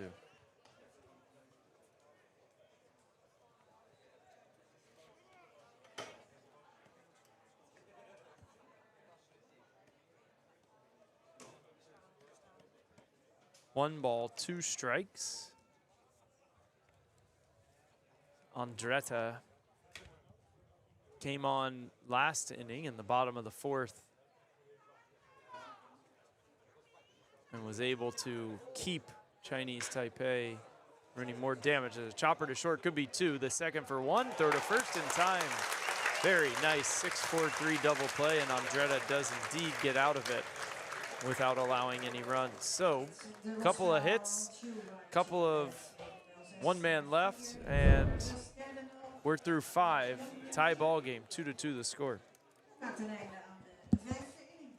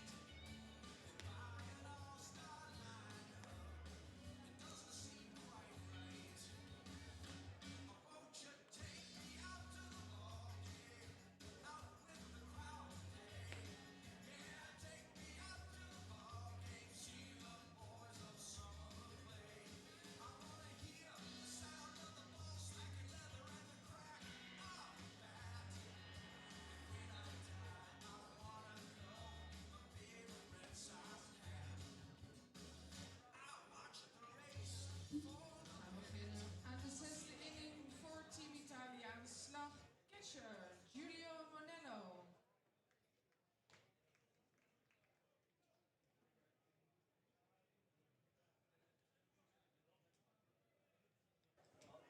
Giulio Manello leads it off for Italy as we start the 6th inning. 2-2 the score. The first pitch of the 6th is a called strike, 0-1. While we were having those technical difficulties a little bit ago, Chinese Taipei went to the bullpen again. They brought in number 1, Liu, who is on the mound here again to start the 6th. He came on last inning in the 5th, and the pitch is fouled straight back. So, 3rd pitcher of the day for Team Chinese Taipei, and they have a 4th one warming up down the left field line, just starting to warm up, is a right-hander. The 0-2, low and outside. Jersey starts with a 2 or a 3, if you ask me. Yeah, it's hard to tell. Hard to tell, yeah. I think it's a 3, but I could be wrong. If it's a 3, it's got to be Wu, because he's the only pitcher, I think, or only bench player I see with a 3. 33. But we'll get confirmation. Yeah, you and I are, I don't think either of us is really the person to ask something to read from a distance. No. I think it's a 2. I think that's a 2. So that means it's either Zhang or Liu, the only 2 bench players with a 2. Anyway, 1-2 pitch misses, 2 balls, 2 strikes. Manello hitting .571 so far here in this tournament, doing a very good job. And he's the catcher. Catching, Swing. Yes. also doing a good job beside the plate, not just behind it. And he swings and misses. So we talk him up and he strikes out. And there's one out. That's baseball. Yep. You see the All-Star game last night? I did not. I saw a couple of highlights. I saw a big home run by Duran to, I think, put the AL up in the 5th, I think it was, off of Hunter Green. That was basically all I saw. And I know that the AL won, right? I know that the Ohtani home, apparently Ohtani oh, he homered as well. Homered as well. It was the first. That was the first home run in the All-Star game since Piazza, like forever ago. By who? A Dodger? That's. I didn't see that. The headline just said first homer since forever. Okay, it has to be by a Dodger because. That would make sense. Yeah, because I know last there's been a year, lot of for Dodgers. example, Yeah, there's there been a were lot of Dodgers in 2 the home All-Star runs. game. So that Yeah. you'd think there'd be more Dodgers than just 2 in the last 20 years to homer in the All-Star game. Yeah, that is interesting. 1-1 the count. Fouled out of play, 2-1. But no, I didn't watch. I don't get enough sleep as it is during Honkball week. So any any minute I can get some shut-eye, I take. Yeah, I'm not going to stay up till the middle of the night. Sorry. Not even middle. It'd be, what, 3, 4 a.m. it probably ended. 1-2 count. Little outside. Yeah, the AL won, correct? I can't tell you, man. That's what I saw. Let me see. I believe it was Duran. Jared Duran hit a home run. Yeah. 5-3. Yeah, he put them up with a 2-run homer in the 5th, and that was the final score.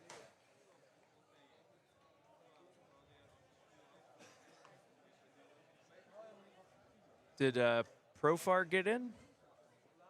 Let's see.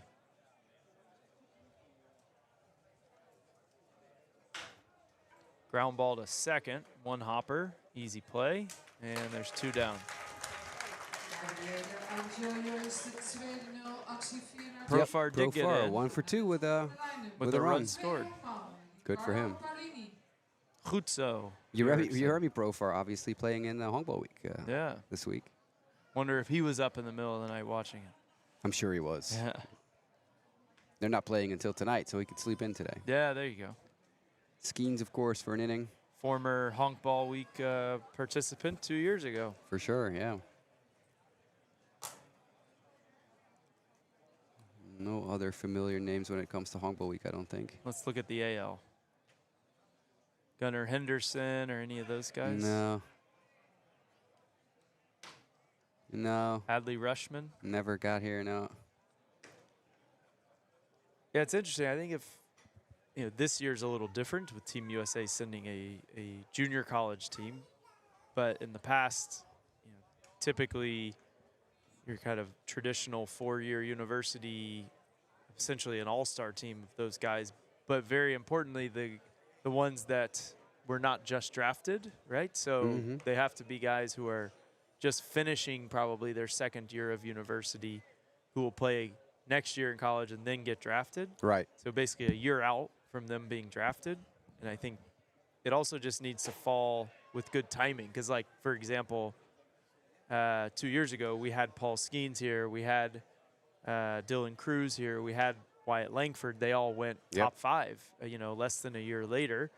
But that was weeks perfect. later. Later, yeah. But that was perfect timing for those guys with their college career. And so it just kind of has to match up with some of these guys where it could be a year too early or a year too late, depending on their draft year for each of these guys. And this time around, the draft was during Honkball week, so USA couldn't be here because all these players that are usually on that team that want to get drafted are, they're not going to be playing here if they can get drafted in the same week. So. Yeah. Unfortunate timing. But we'll try again in 2 years. Let's see if we can get it. It's always and as much as, as they just walk on the field, the JUCO team is arriving. Their bus just pulled in and they're walking onto stadium grounds. They've been playing their behinds off. I was just about to say they're still, going to make the playoffs, no doubt, and have a chance to still win it all. Pop-up caught just fair down the third baseline by the third baseman, and that will end the inning. So 1-2-3 goes Italy here in the top of the 6th. And that will potentially bring out the grounds for a little sweep, or did we already do that? I wasn't paying attention. I wasn't either. Sweep. I don't know. No sweep. Couldn't tell you. Jasper, they're talking about it right now, the A zone. Yeah. What is the E zone or the A zone in Dutch? We have it in the stadium here. We have the building behind the stadium, or actually on stadium grounds, but behind where we're sitting right now, is a virtual reality gaming hall. Okay. So for the youngins who want to play some video games between games, and just have some entertainment while we wait for the next game to start. Okay. You can register over at the E Zone, and there's a whole bunch of virtual reality booths set up where you can swing a baseball bat virtually. That's pretty cool. And see what it's like to be a major league hitter. Very nice. Might try and check it out myself. That sounds pretty interesting. It's really fun. All you have to do is walk up there, register one time for free, and you can just walk in and out the rest of the week if you want to. Very cool. Your son's probably still a little young for that. Yeah, he's a little young, but I'll give it a try.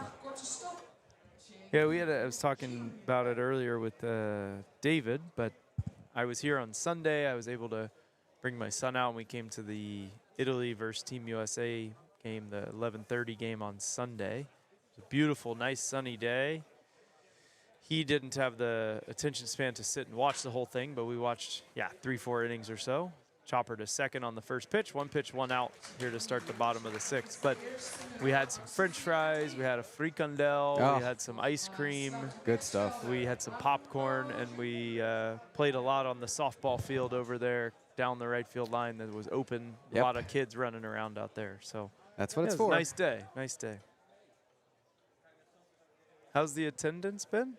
Pretty good, pretty good. Yeah, we're not. I mean, the weather hasn't really been in our favor, so obviously people are not going to come to the ballpark when it's raining. Yeah. But other than that, especially the night games with Kingdom playing have been sold out. Oh, very good. And obviously, like a lot of croquettes. Oh yeah.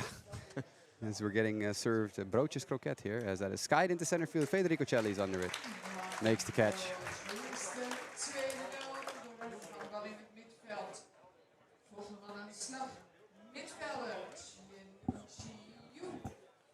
And that brings up Chen Chi-yu.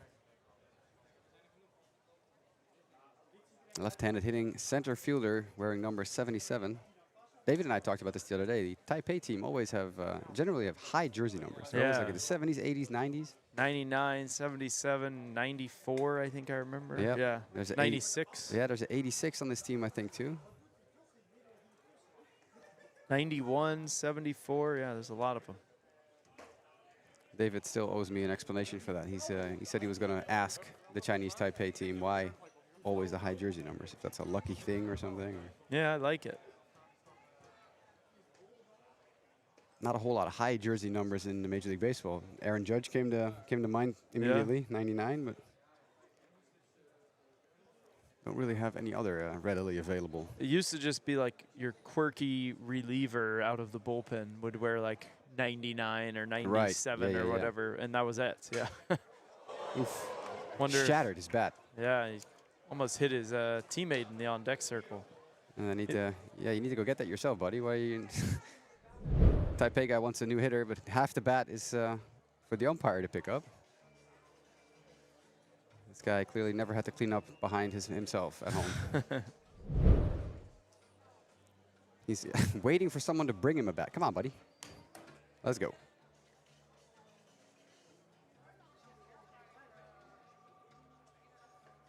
He's not very picky. That's a good thing. Someone flipped him a bat from the dugout. He's like, yeah, this is fine. This will do. Yep. 1-2 is the count to Chen Chi-yu.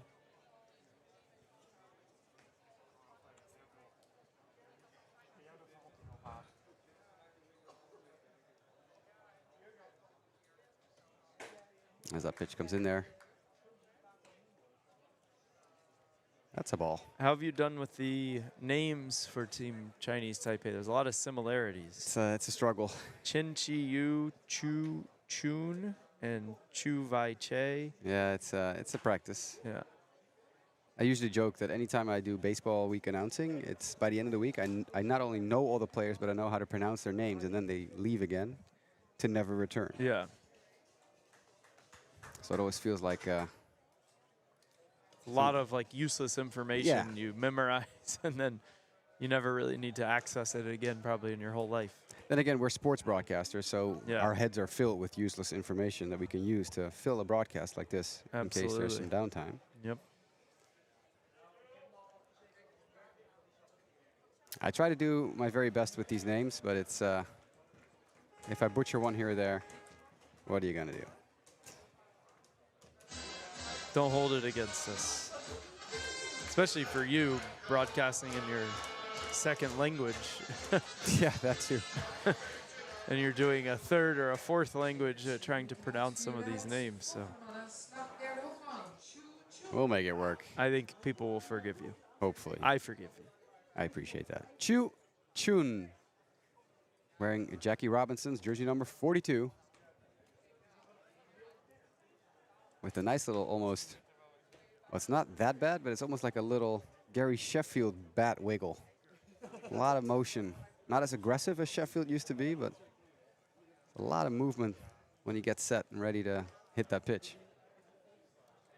I used to definitely try and do that, like playing There we go, around see? in Like Little League. whoomp. Yeah. There he goes.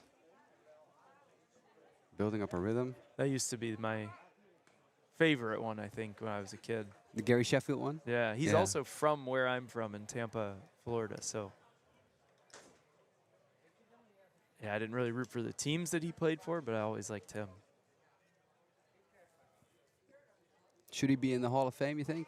As there's a pickoff play to first, nothing new. Yeah, I don't know. I'd have to look at the, the numbers and all of that, but I mean, he was so good. So good, And yeah. for a long time, too, from, early 90s on. Yeah, exactly, Yeah. into the mid-2000s. So he had, quite a long stint. I don't know what all the analytics and the, advanced metrics and all that say, but just kind of eyeball and gut feeling, I would say yes, but I don't know. I've done a lot of research into this because we used to do a Hall of Fame ballot thing on the website I ran. And I feel like he should be in the Hall of Fame. As much as I understand that he was on steroids at one point and he was a weirdo at times, especially in that early 90s stretch, he was so good. But really, like, for several different organizations, too. Yep. Like, from the Marlins to the Braves, the Yankees, of course, the Tigers. I think the Padres, too. Like, he was just really good. He's the dangerous hitter in his Yeah. prime. Now I want to look into it. Go for it. Andretta fires that pitch in, and that will fall for a hit. Chun with a single. Little bloop single into center field.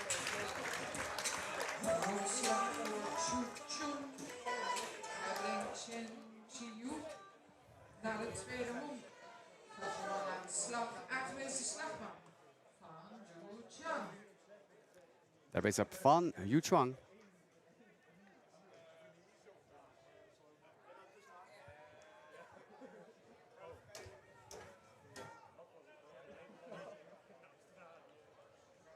Batting from the right side of the plate, facing the lefty Andretta.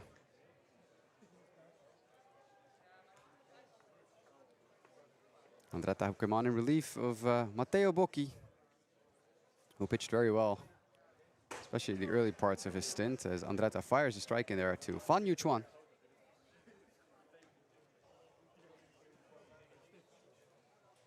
What do you got for me on Sheffield? Yeah, and I'm just looking up kind of some high-level things, but he 5-time Silver Slugger. As that is grounded to shortstop. Third baseman cuts in front, makes the throw, and that retires the side. So Andretta pitches in and out of trouble. We head to the top of the 7th. It's tied at 2 here. And that gives us a chance to look Talk over about Gary Sheffield. Yeah, he 5-time Silver Slugger. He never won the MVP, but he was top 5 3 times. He was 6th place in 1996. Won a World Series in 97 with the Marlins, of course. 9-time All-Star, led the league in on-base percentage and OPS in 1996. He finished the season with above 1,000 OPS 5 different times.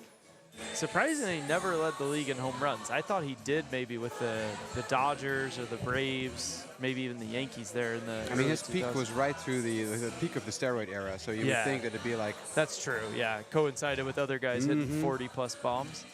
But, yeah, I mean, he had 500 career home runs. Debuted in the majors at 19 years old. I didn't realize he was that young. I knew he was young when he came up with the Brewers, but I didn't know he was that young. But anyway, played from 88 to 2009. Wow. And even that last year in 2009, he had an 823 OPS in 100 games played with the Mets. So he was still offensively a very good player. I don't know about defensively, probably not. At age 40 or whatever it was? Yeah, exactly, at age 40 years old. Wow.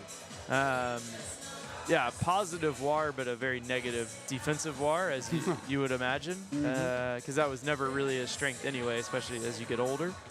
But yeah, I mean, I grew up as a young kid as a big fan of the Atlanta Braves, and I remember a couple of years, early 2000s, he played with them, very good.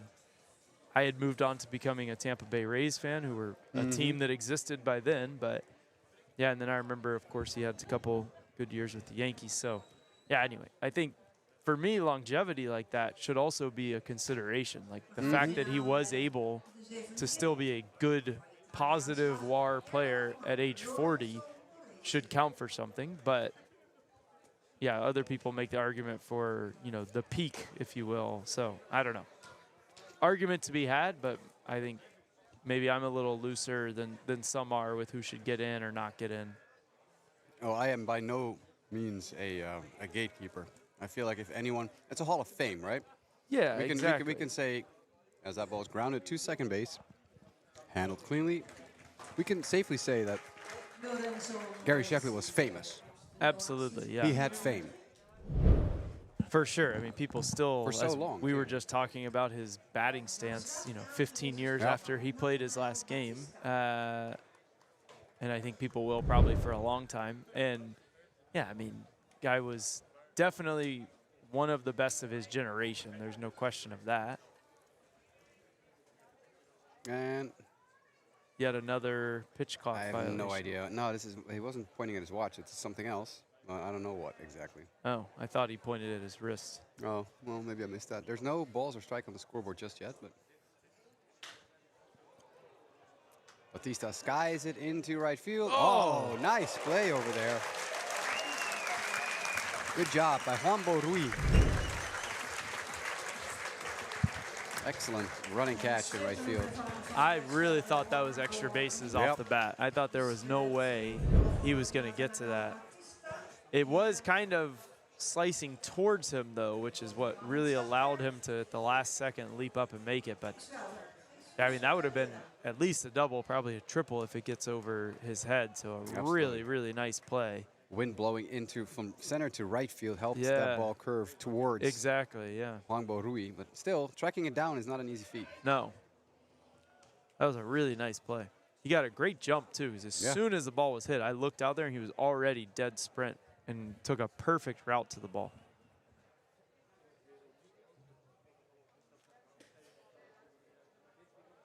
I would say that was better than Gary Sheffield. Yes, Sheffield not known for Sheffield would not have caught that ball. No. Maybe we should put Honkbalweek in the Hall of Fame. I mean, we could put him in the Baseball Week Hall of Fame. Yeah, the Honkbalweek. As Carrera grounds it to second base, quick flip to first, and that's a nice clean inning for Chinese Taipei.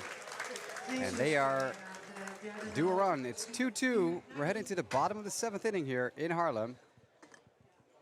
And let's see who's going to pull this one out of the fire. Andretta back to work. We'll be back in just a second.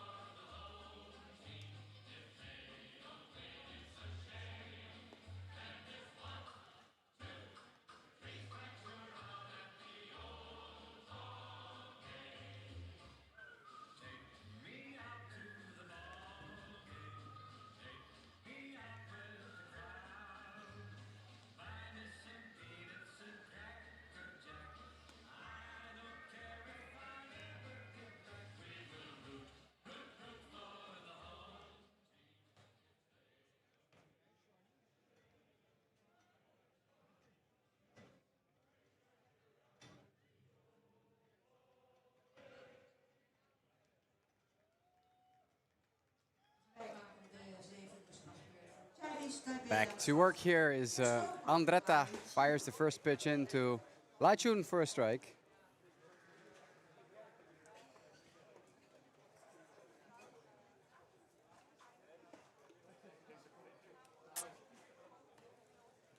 As that is low outside for a ball. 1-1.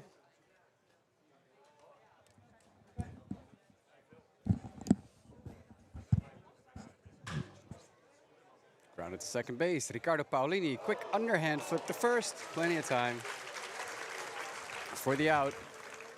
I think he kind of looked like he almost rushed that. I thought he had time to probably stop and plant and make an easier throw. He underhand flipped it all in one motion right on the run. It looked like it might be a little wide of the bag and pull the first baseman off, but Gambarini was able to keep a toe on. Real nice play for out one. First pitch strike here. Chu Wei-chi. I'm getting a question, Sean. What's that? Someone's asking me, so wait, he used to be a Braves fan and a Rays fan, and he's from Tampa. Are you sitting next to a Fred McGriff fan? That's right, yeah. And Wade Boggs went to my my high school. Well, I guess I went to his high school. But yes, definitely was a big Fred McGriff fan. And glad that he's now in the Hall of Fame. Sander Grasman, our editor for the Stadium magazine, who is not in the stadium today but has been here the entire week, wore a Fred McGriff fan club T-shirt yesterday. That's it, really? That's huge, awesome. Huge. There he is. In the chat. Crime Dog. Also Yeah, a really he's cool right nickname. there. I saw that. Yeah, in the chat, yeah. He wrote in the He no texted better he player texted from me too. Tampa. And Fred McGriff, yeah, Yeah. that's good. That's funny. Yeah, Tampa's a very good place for, historically for baseball and recently as well. Pete Alonso went to the same high school I went to. Jack Castiglione, who just went 6 overall to the Royals, also went to my What are your high thoughts school. on Jack? I think he's incredibly physically talented. I don't think he'll pitch and hit. No. I think he'll very likely be a hitter, but the fact that, let's say that does not work out for whatever reason, you have a lefty that can throw in the mid-90s. I mean, that's not a bad fallback option.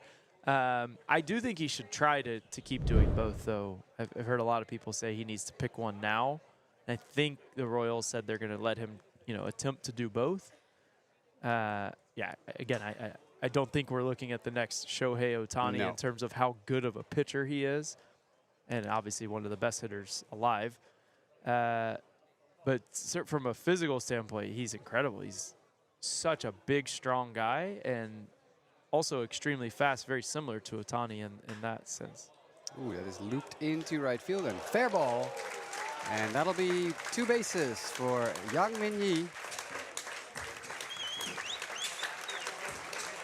2-out double here for Taipei. It's not going to be an easy task to get him over and in without recording the 3rd out.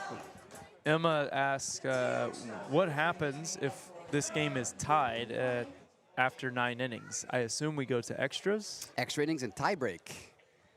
So as the Italian pitching coach comes out to have a chat with Andretta.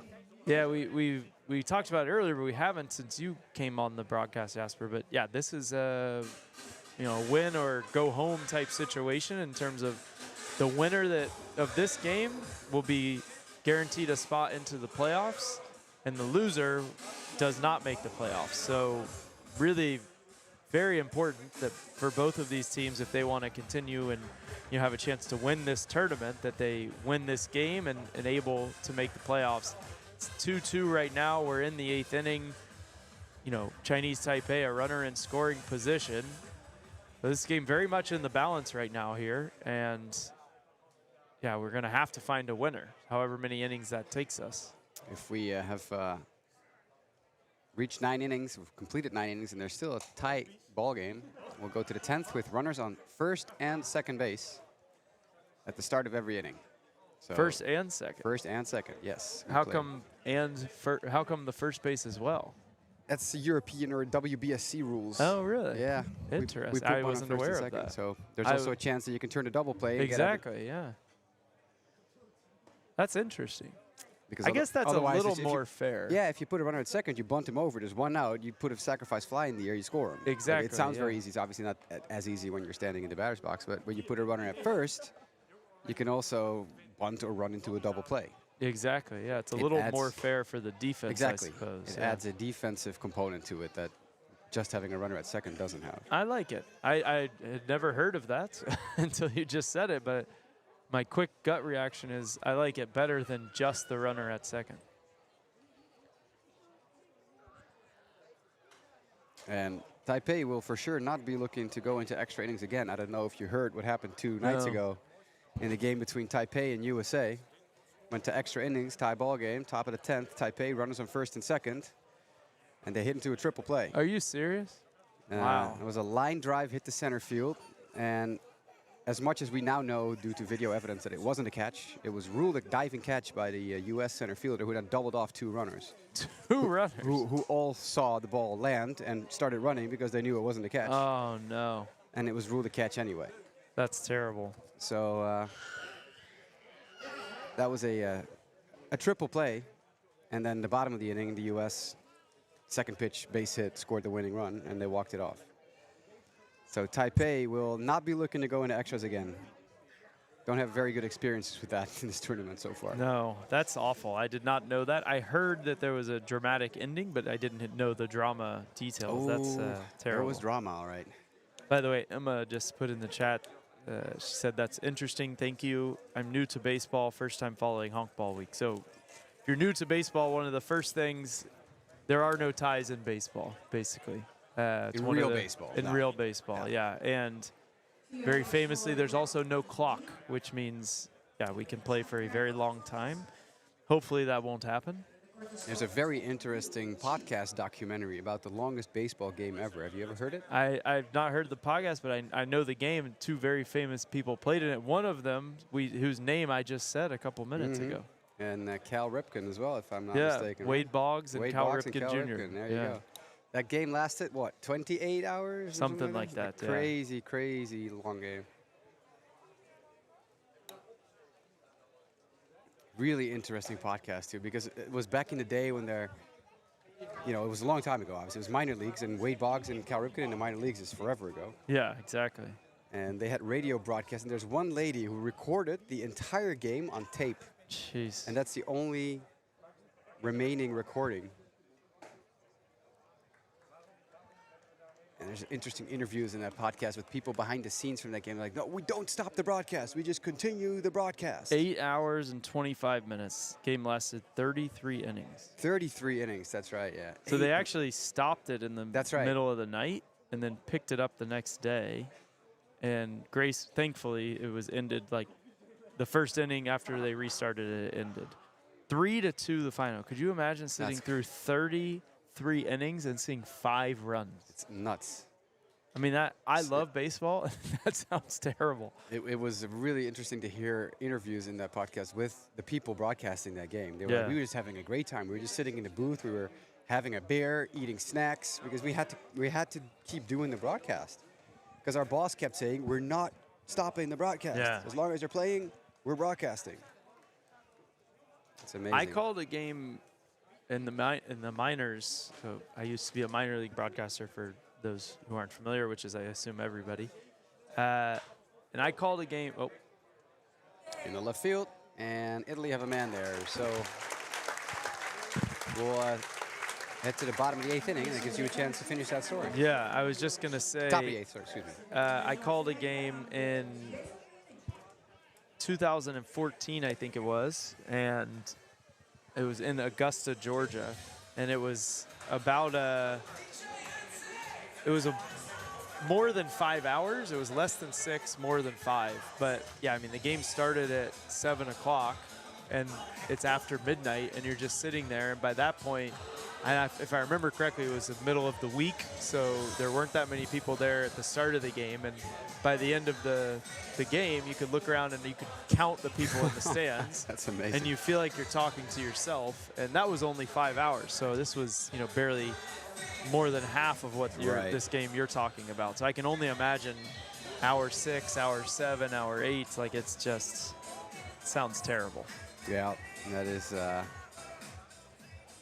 Again, as much as we love baseball, I don't necessarily want to broadcast a No. 5, 6, 7, 8-hour game. Exactly. It doesn't sound like a particularly fun time. No. And to be honest, like, sometimes I more or less do this because I'm doing 3 games a day during Honkbalweek. Absolutely. So that's a roughly a 9 to 10 hour day of At talking least about you baseball. get different names and That's different it. I get- jerseys. and there's a different s- excitement. A little break between the games, not long. I know you're busy. No, I had 45 minutes yesterday to eat real Yeah. quick, and then game 3 today started. But yeah, no, that's actually, it's very fun. It's fun to do because, you know, there's so many storylines to keep track of. Absolutely. Like you were talking about before, like these two teams are playing for a spot in the final, in the playoffs. Yeah. So there's something on the line. The only team already eliminated is Spain. They haven't had a They did had a no bueno tournament. Huh? No bueno, indeed. I didn't get a chance to see them play, but I know they were the European champions, right? Yes, indeed. Reigning European champions. Just didn't have a good tournament for whatever reason. No, not in the right state of mind, I think. I don't know. There's a couple players on that team that have played really well. Their first baseman, Jesus Ustariz. Very, very good defensive first baseman. There's a picture of him somewhere in our archives from this week where he's in a full split. Like, I mean, full split. I saw that, like, actually. All the way down. Yeah, I saw that on the video board. Yeah. On Sunday when I was here, they were showing it. And he also homered earlier in the tournament, so he's had a very good week. There's a couple more players on Spain that have had solid offensive showings. They're relying a lot on their star relief pitcher Baez. As Agretti fouls that out of play. Third base side, coach will grab it and flip it to a bat boy. Agretti's having a pretty good tournament. Decent, hitting .235. Today he's 1 for 3 with a base hit. Left-handed hitting right fielder. He's hitting 5th in this Team Italy lineup. As that is fielded at shortstop, and Agretti retired at first base. Nice play. Chinese Taipei's been pretty good with the glove all day today. Really, only one play I can think of that, wasn't a very clean play. It was a kind of in-between hop to the third baseman, ruled a hit, which I think was probably the right call. And it wasn't an easy play by any stretch. Other than that, they've been almost flawless. I don't know if David told you, this is an extremely young Chinese Taipei team. No, too. he didn't mention. They're all like 19, Oh, 18, 19, 20 years old. Even more impressive than. I think the oldest player on the team is 20. Oh, wow. Their starting pitcher in game 1 had just turned 18, and he was very good for 6 plus. Forgive my ignorance. Are they university players? Yes. Or semi-pro, kind No, of they're like not the semi-pro. Dutch team? No, or- they're okay. kind of like the Japan team, as that is bobbled at third base. That's right at him. It's straight through the glove. Yeah, they're like university style sized, yeah. Kind of like Japan, but Japan are a little older. They're all like 21, 22, 23. Yeah. So they're more in similar in age, I guess, to Team USA. Is probably. Yeah, we're all JUCO right around guys. 20, or- 21. Yeah, Yeah. 18, 19, 20 There probably. were a couple of guys on the JUCO team for the U.S. that were in D1 last year or the year before and okay. have moved down, quote unquote, down to Got JUCO or switched to JUCO. Got it. Okay, so they could be a little older. And there's also a couple of guys that are moving back to D1 next season. Exactly. Because Yeah. Blaze Priester, I believe, on the team is now with Meridian Community College, and he is committed to return to LSU Okay. next year or the year after. So he was at LSU? He was at LSU. Oh. He is from Baton Rouge himself, so a Interesting. local kid for LSU. So I think he was redshirted his first year, and then moved to Meridian, and now back to LSU. There's a couple more. There's like 2 or 3 on Team USA who are moving back to D1 next year.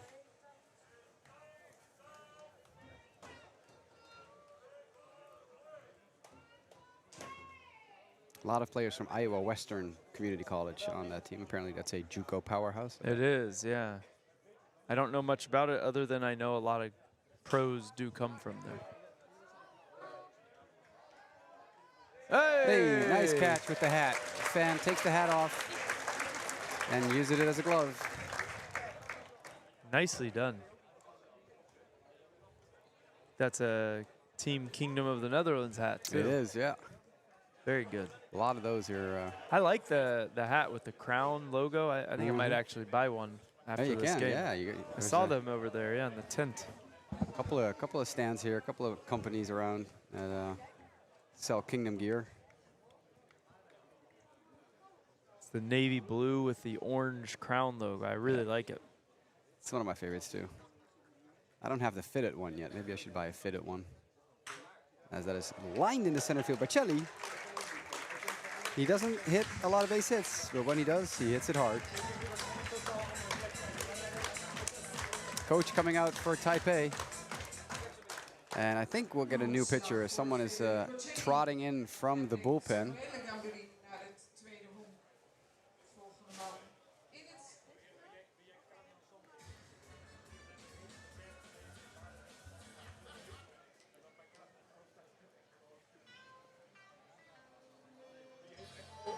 Yep, there we go.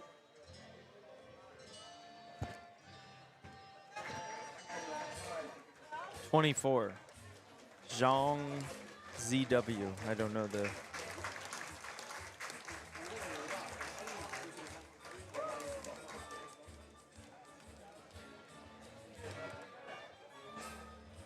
Just catching up on the chat while there's warm-ups. There's no whoever scores the run quickest situation here. It's just you score one run, the other team has to score a run. If they do and they don't score another one, you go to the 11th inning, and then you go to the 12th inning, and then you go to the 13th inning. Yeah, you play a full inning. Each team gets a full normal 3 outs turn at bat. Yeah, and then you take a look at what's the score. If it's still tied, you add another inning to it. Yeah. And if the score is not tied, you have a winner after a full inning. So there's no time element at all. Just keep playing till you have a winner. It's kind of like a penalty shootout in football. Yeah, like whenever exactly. we had the European Cup last week, if each team gets 5, then you reevaluate. If the score is tied, each team gets one more. Score is still tied, each team gets one more until one of the teams misses, and then you have a winner. And if they both miss, you still keep going. And you just keep going, yeah. Theoretically, it is possible, even though the runner at first and second rule has made it a little harder. It's possible that you don't score in extra innings for however long. Yeah. As we just discussed with the 8-hour game. Well, let's hope we don't have that. Let's get a winner through 9. That would be, ideal. Because we have 2 more games today for you. We're in the top of the 8th, and Italy's threatening. They've got runners at first and second, 1 out for Giulio Monello, the catcher. Singled and walked today. He's been on base twice, 1 for 2. OPS of 1.1. Very good, 1100. And a 500 batting average. Fouled straight back. That one would have went right to Jasper if the net wasn't there, I think. I had my hand out. Yeah, I mean, that was. I would have caught it for sure. On a line drive coming right for you. That's why the net's there. You can tell I haven't played baseball in a while because I stuck my right hand out, even though I'm a right-handed. Yeah, your glove would go on your left. Yeah, exactly. But I had a water bottle in my left hand, so. That would have been a, protective mode versus anything else. That was a line drive coming right for you. 0-1, nice pitch on the outside corner, called strike 2. 79-mile-an-hour slider from the new pitcher for Taipei. That is Zhang Junwei, not to be confused with Zheng Junwei, because there's a Zhang and a Zheng Junwei. Oh, wow. Very tricky. Zheng with an E plays in center field. Zheng with an A pitches.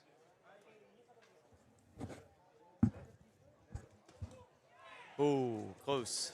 Just missed. Almost a big strikeout. Instead, it's 1 and 2.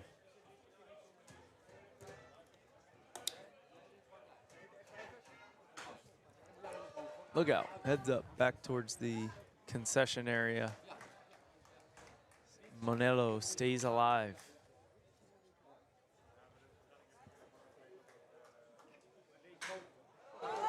Drilled to straightaway, so now right center field, and it hangs up there for Zhang, the center fielder, to make the catch. They had him positioned very well there, because that ball, at first when it was hit, I thought it was more straightaway center, but it angled over into the gap. But the center fielder was shading him that way, and ended up being a pretty easy catch. Some of their defensive scouting, I suppose, paid off there. They knew to shade him to kind of go the other way rather than pull it. Gabriele Angioi, the shortstop, who lines it softly the short. The flip to second base. Taipei get the force out, and Italy threaten. Do not score. It's 2-2 as we're headed to the bottom of the 8th inning here in Haarlem. Italy and Chinese Taipei playing a close one.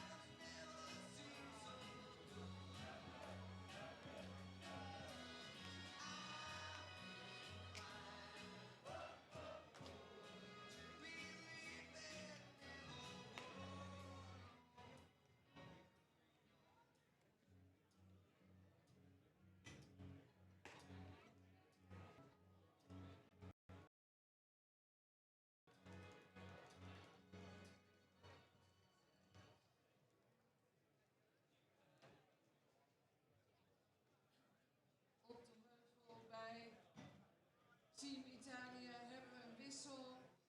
Mauricio Andretto is vervangen door Alex Bassani met rug nummer 40. Eerste man aan de slag in de gelijkmaker 8e inning voor Chinese Taipei. Rechtsvelder, Honkbalweek. Alex Bassani is back on the mound for Italy. He's pitched quite a bit this tournament, the veteran right-hander. Throws first pitch just inside for a ball. Seems, I don't know, but he just looks much shorter than the previous two pitchers. That is because he is. Italy has used. You are correct, sir. He's been around for a while. Very good right-handed pitcher. Crafty. He certainly is. That's the word. That's what the word I was looking for, indeed.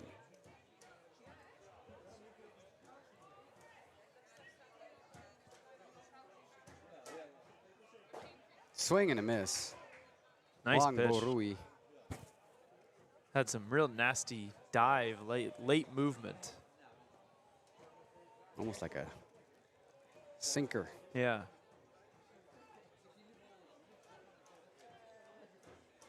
As Rui hits it to short. Nice play by Angioi. Not sure if that little forward dive was wholly necessary, but he caught it. That's all that matters. That's all that matters, and it looked good.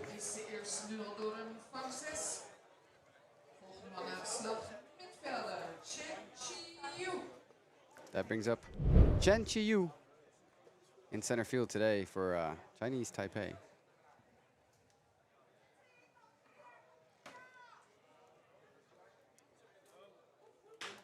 As he lines it to shortstop. Nice play by Angioi. Can he get him? No, no way. That runner is way too fast. Another very nice play by Angioi, though. He's got a very good glove at short. Probably would have been smart to just, eat it once he stood up and saw the runner was basically already at first. But just to even get to that ball and glove it cleanly is... He wanted to really show impressive. off. Yeah, he did. He has a strong arm, too. Yeah, he certainly does, yeah. Nice line throw, but way offline and about 5 seconds too late. Not to his fault. No, it's just a very speedy runner. You would think that they're going to put him in motion here with one out. Might as well try to swipe a bag here if you're really that fast. Especially the way this game is right now, tie game, bottom of the 8th. I would be surprised if they don't. They're bunting him over. And Bassani fields his position well. Throws out the runner. Now they have a couple of cracks at it here, Jasper. Or excuse me, at least one crack at it here with runner at second. Here comes Fawn.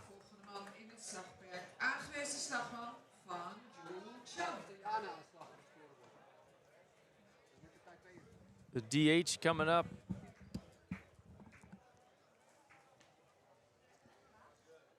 Two outs here.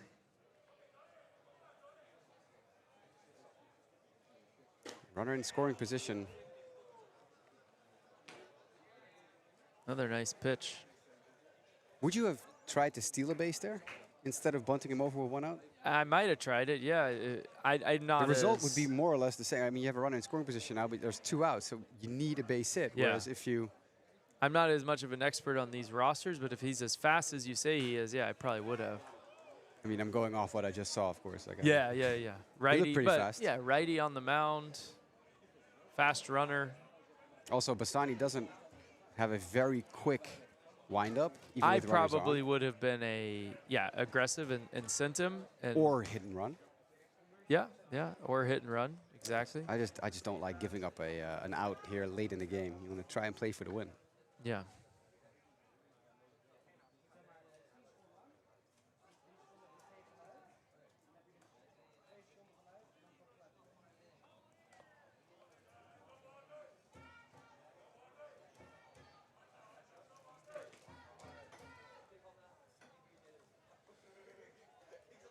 Fawn is 0 for 3 today with a strikeout, 2 groundouts. Not having a particularly great tournament. As he chops it to, oh, that's going to be close. Not able to make the play is the Italian third baseman who cut in front of Joeri. Moresi, yeah. I don't think either of them really were going to have time, to be honest, but Moresi, as you said, cut in front of him, tried to glove it. It was going to be really close, but I think the runner was going to be safe regardless. So, yeah, in the end, you have runners on the corners now, but as you were saying, Jasper, still 2 outs, and you need a hit or something like a pass ball or a balk or whatever. And let's hypothetically say we had a stolen base earlier, exactly, then a bunt to third, and this little nubber would have scored the run. Exactly, so yeah. I don't like giving up outs for free in this scenario. No real threat to run over at first base as Lai Chun steps in. Runners on the corners. Bassani has seen worse in his career. He should be able to pitch out of this. Shouldn't be too phased by having 2 runners on. As he's going to take a very slow look over at first base. Lefty batter Chun Lai does have a hit today, and pretty good tournament, hitting .313, 791 OPS.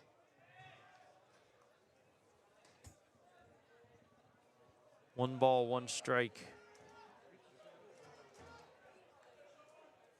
This feels like a really big moment in this game. It feels really like kind of whatever happens here is going to have a big,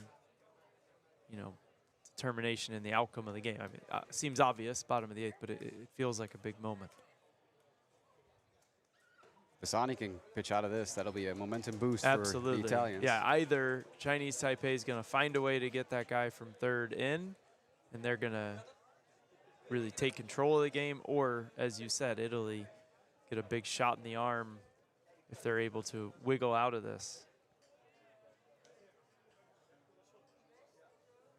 Oh, that is high into right field. That's going to go to the wall. That'll be over the head of everyone, and that'll plate 2.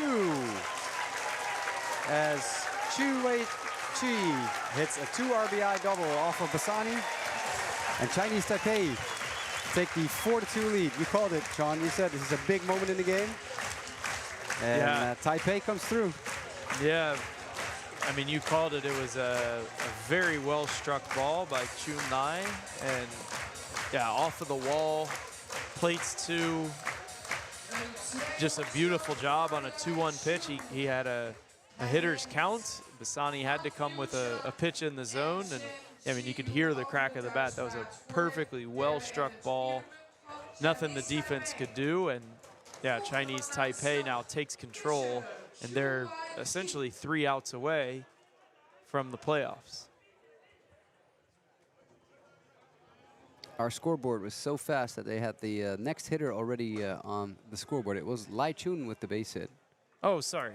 I messed that up, actually. I said Chun Lai. I meant Lai Chun. Apologies. Same guy. Yeah. Lai Chu Chun. Wei-chi is batting now. Because the moment Lai Chun hit that ball, the scoreboard already switched to the next batter as that ball gets away from the Italian backstop. And that moves the runner over to third. Bassani rattled? Question mark? Yeah, I couldn't see if it was a wild pitch pass ball. I didn't. I'm partially blocked by this giant thing, pole so I in have to front of keep you, moving my head between pitches, and I didn't turn it quick enough, so I didn't see. Looked like a wild pitch to me a little bit. It was Either way. it bounced in the dirt in front of... Okay. Either way, the result is the same. Yeah, runner moves up to third. Still 2 outs, though. That looked like a strike again. There's been a few of these where shoebox size strike zone. 2 balls and a strike to Chu Wei-chi. As Bassani delivers up the middle, and that'll play the run. Indeed it does. Don't think the wild pitch would have mattered. I think that runner scores anyway, scores from second anyway, but very easy there. And yeah, now as we were talking about a couple minutes ago, all of the momentum is up the third base side with Chinese Taipei as they celebrate a bit. That team rightfully so. They have some cool celebratory dances. Yeah. Lai Chun, the one, of course, who just hit that go-ahead 2 RBI double a minute ago. Now he scores, and he gets a big hero's welcome and by his teammates. Yeah, in this game, Jasper, I know you missed the first inning or two at the start. It was all Italy the first few innings, at least in terms of the feel of the game. Right. However, if you look at the scoreboard, it was only 1-0 Italy after 3. Chinese Taipei, they went to the bullpen very early, brought in a reliever in the second inning, and they were really managing this game as if it was a do or die, because it is, right? Whoever wins goes to the playoffs, whoever loses doesn't, and their bullpen's done a very good job, only allowed 1 run in the 5th inning, and that's it. Yep. So Italy, had some opportunities early. They had a few guys on via walk, but they were only able to crack through for 1 run, and it's really coming back to kind of haunt them now, as here in this 8th inning, Chinese Taipei has taken the lead. As Junwei Jing grounds out to Bassani, but the damage is done. It is 5-2 in favor of Taipei, and both teams have struggled with some with timely clutch hitting today. But this was evidence of the right moment for Taipei, as Italy have 7 base hits on the game. They've only scored 2 runs, whereas Taipei have now racked up 10 hits and have scored 5. We have a question in the chat from Alex asking, is the Honkbalweek invitational, or do European teams have to qualify? Ooh, that's a really good question. It is an invitational tournament. Since the last edition, we're actually WBSC sanctioned so that teams can earn some points for the world rankings. Not many points, but some points. The only caveat is that the teams have to be recognized by their country's national associations as official adult teams. So the JUCO team, for instance, that plays here, the USA JUCO team, is not a nationally recognized team. It's just a JUCO All-Star team that plays with USA on their chest. So they don't earn points here for the US for games 1. And interestingly enough, teams that play against them also don't earn points for their world ranking. So if the Netherlands beats USA, which they did earlier in the week, that doesn't earn them any points for the world ranking. Interesting. But if Kingdom of the Netherlands play against, let's say, Italy, both teams earn points for playing each other, and then Kingdom earns more points for winning, as they did the other day. But no, it is definitely an invitational tournament. The organization tends to try to get 2 European teams, 2 teams from the Americas at large, and 2 teams from Asia. Well, usually Japan and Chinese Taipei are a lock. The moment we call and say, hey, do you guys want to go? Yes, we'd love to come again. We always we have to have a good time. So the 2 Asian teams are usually locked in pretty quickly. Then, of course, there's Kingdom from Europe. It used to be Kingdom and Italy all the time, because those are the two big baseball nations in Europe. But that's changed a little bit over the last couple of years, because we've seen, well, you mentioned it before, Spain is reigning European champions. The Czech Republic are really, really working on getting the level up there. Germany, also not too shabby lately. And we have people from Great Britain in the crowd as well, as that is a single to right field for Riccardo Paolini. Because Great Britain is really working on getting their baseball culture started. A couple years ago, we had Germany as guests. That was really fun. This year, we have 3 European teams because we were unable to sign a second team from the Americas. So we have the JUCO team from USA. No Cuba or Canada? No Cuba. No, Cuba was here 2 years ago, and they've been here many times before, right? Many, many times. It used to be USA and Cuba would be the 2 teams from the Americas. However, the level in Cuba has dropped tremendously over the last couple years.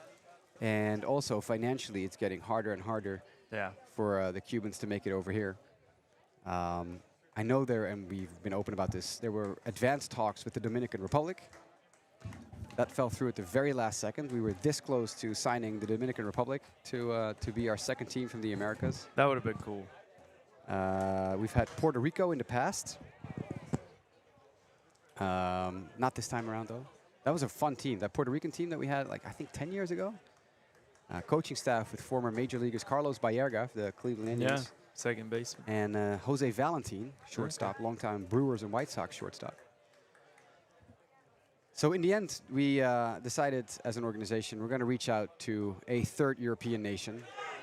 Ooh, close. As that turned out to be Spain, and obviously it helps that Spain won the European Championship late last year, because now we can, advertise as the tournament that has the reigning European champions playing in it.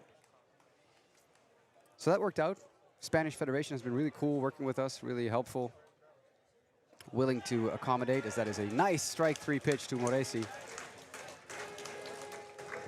So yes, it is an invitational tournament, and that's how we usually decide on the roster, and it just happens to be a 3 Europe team tournament. 3 European team tournament. And of course, there are a lot of players from the Americas that are here on other teams, such as the Curacao born players for Kingdom of the Netherlands, among others.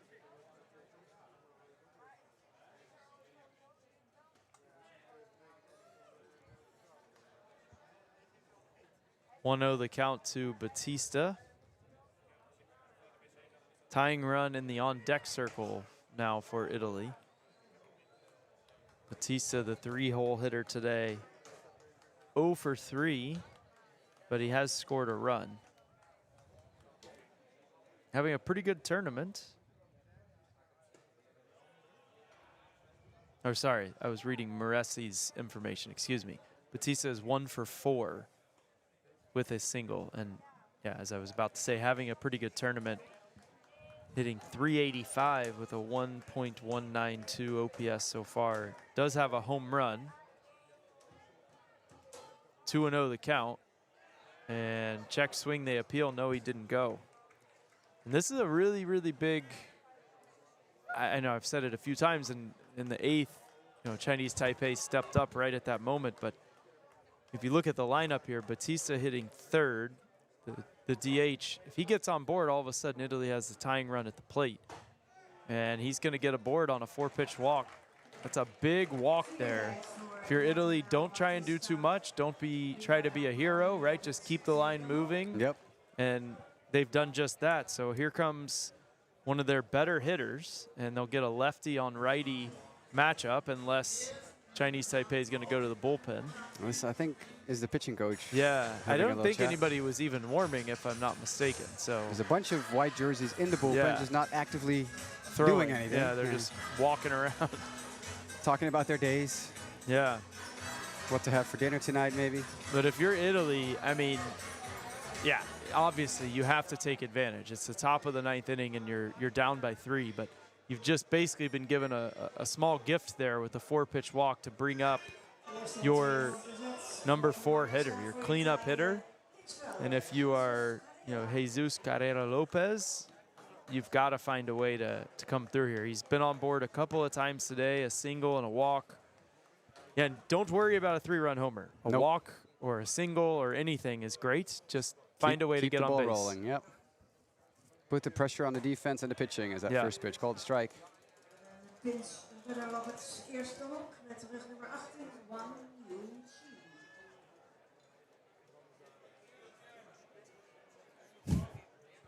0-1 the count. Oh, that's way inside. Gets away. See, this is what you're talking about, Sean. And yeah, easy for me to say, but if you're Carrera there, would have been great if that ball, you'd have let that ball hit you, so you can, you know, get a free base. But of course, instinct, you're going to jump out of the way. I totally understand. And on the bright side, and on the upside for them too, he's a left-handed hitter. Yeah, exactly. He can pull the ball to the right side of the infield, and that will score the run from third now if, you know, if it's not hit on a line. Absolutely, yeah.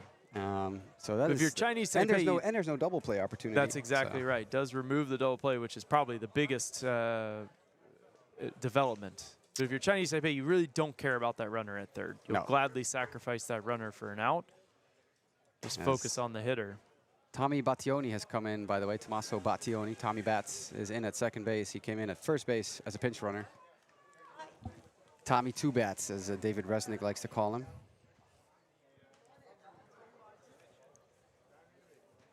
We've got some drama here. Big moment here in the ninth. As he pulls it to first base, they come home. Nice head first slide. So yeah, this is exactly what you're talking about, Sean. He decided to get the out for sure. Out's more important. He made an attempt to get the runner at home, but I mean, it's just the one run. They're still up by 2. Yeah, and even if this other runner scores, doesn't matter. You just get the guy at the plate and you win. But very big, that pass ball, or excuse me, that wild pitch a minute ago, if that doesn't happen, this game's over. That would have been a double play. The way that ball, or should have been a double play. The way that ball was hit, first baseman could have gotten it, either stepped on the bag and thrown to second to get the runner, or gone to second first and they come back. But that very likely would have been a game-ending double play. Yep. Not saying definitively, but it very well could have been. And now it's up to Filippo Agretti. I mean, let's be honest. He is the tying run. Yeah. He has homered before in a tournament. Exactly. I'm not saying. I'm just saying. Yep. You know? Very possible. We talked about it earlier as well with David, but the top 5 batters in this Italy lineup, 4 lefties. Right. So it worked out very well for them here in this inning to bring a lot of lefties against this righty pitcher. And they've scored 1, runner 90 feet away, and the tying run at the plate. That's called a strike. The big man, Gamberini, is on the on-deck circle. So he of the 2 home run game the other day.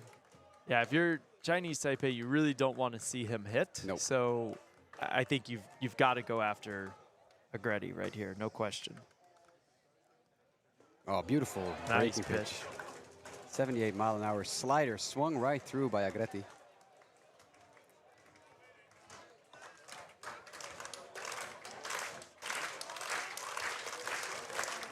Crowd getting into it here as Italy down to their final strike. But Agretti got a hit today. Big 2-2 pitch. Just outside. Yeah, that's a good take with 2 strikes on you. It's also a very good pitch because that can look mighty tempting to the hitter. Yeah.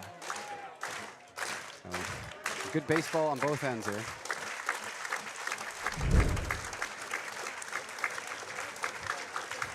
Full count.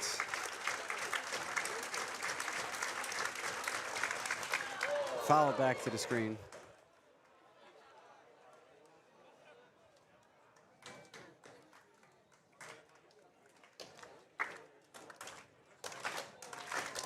As the crowd starts the slow clap.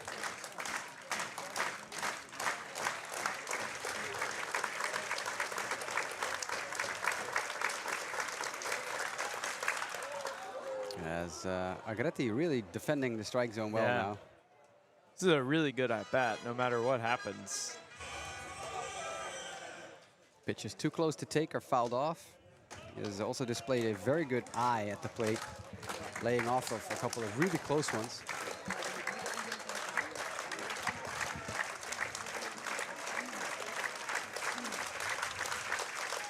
Another one. That's a fastball down the pipe, fouled out of play.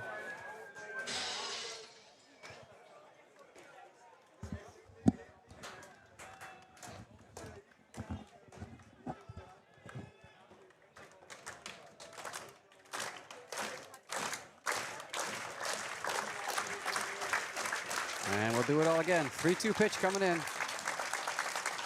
It's a breaking ball. Foul down the first base line.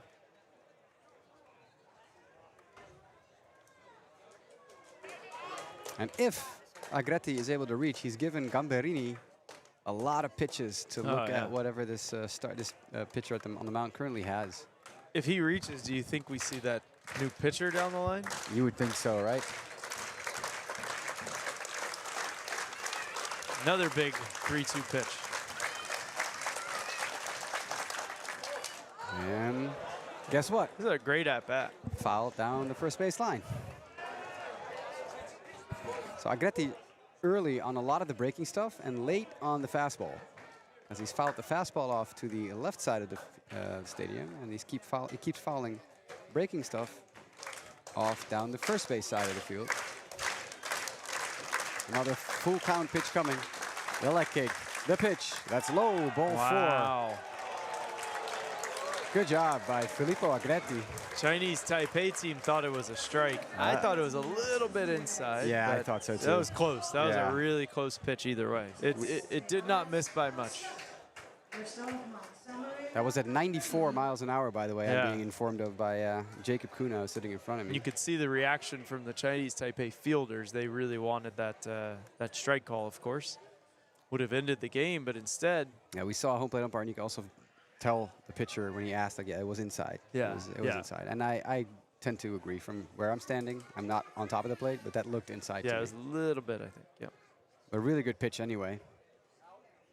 As that breaking ball is in there for a strike to Gamberini. Italy's bringing the go-ahead run to the plate here, though, Jasper. This is exciting. And they did not change pitchers, so. That's breaking ball way inside at 71. The tying run is at first base. Do you think they would get super aggressive and send him? He's barely leading at first, so I doubt it. I wouldn't risk it, no. Unless he's blazing fast. Oof. That was at 91. I mean, he tried to hit a 3-run homer. There's no other way to put it. And I can't blame him. He swung out of his shoes, yeah. He's hit a bunch already this tournament, so. This is the guy to do it. He's got 2 hits today. He had a big double and a single earlier.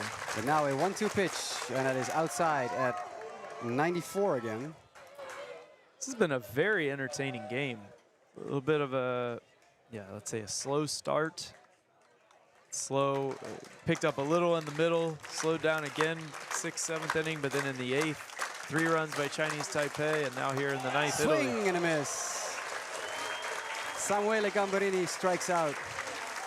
And Junwei Zhang with the really good fastball towards the end of the game. 94, by the way, Sean, is the highest we've seen on the scoreboard so far. This tournament? This tournament. Oh, wow. I think Zhang is the 5th player to hit 94. Wow. Pumping it up there. That was a very, very entertaining baseball game. And it was done in less than 3 hours. You love to see it. Pitch clock works, That's everyone. perfect. As the Taipei team lines up to greet their fielders as they jog to the third base line for high fives all around. The Italians are coming out of their dugout to shake hands. The Taipei team bows to the field and to the crowd as they take this game 5-3. 3-8-1 for Italy, 5-10-1 for Taipei. That was indeed a very entertaining ball game. Yeah, we saw 4 runs there in the last, last inning.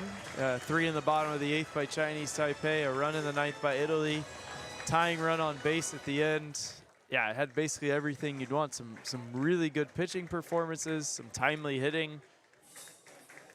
And we're pretty good defense. That was a fun one. The announcement for the player of the game. It's got to be. It's got to be Lai Chun, right? The guy with the big hit? Lai Chun, exactly, yeah. Let's listen in.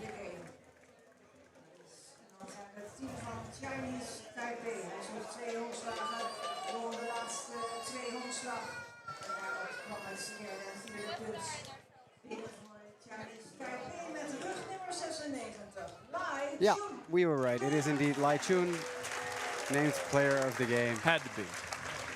And that wraps up this ball game for us. Sean, I really enjoyed having you on board again. Yeah, thanks so much for having me. It was a pleasure, a good time, good baseball, and yeah, thanks for inviting me. And unfortunately, you have to go home again. Yeah, duty calls. I have Duty to calls. head back to Amsterdam for a work meeting and family stuff tonight. But yeah, it was a pleasure. Good luck with the rest of the tournament. Thanks so much for joining us. Thanks for having me.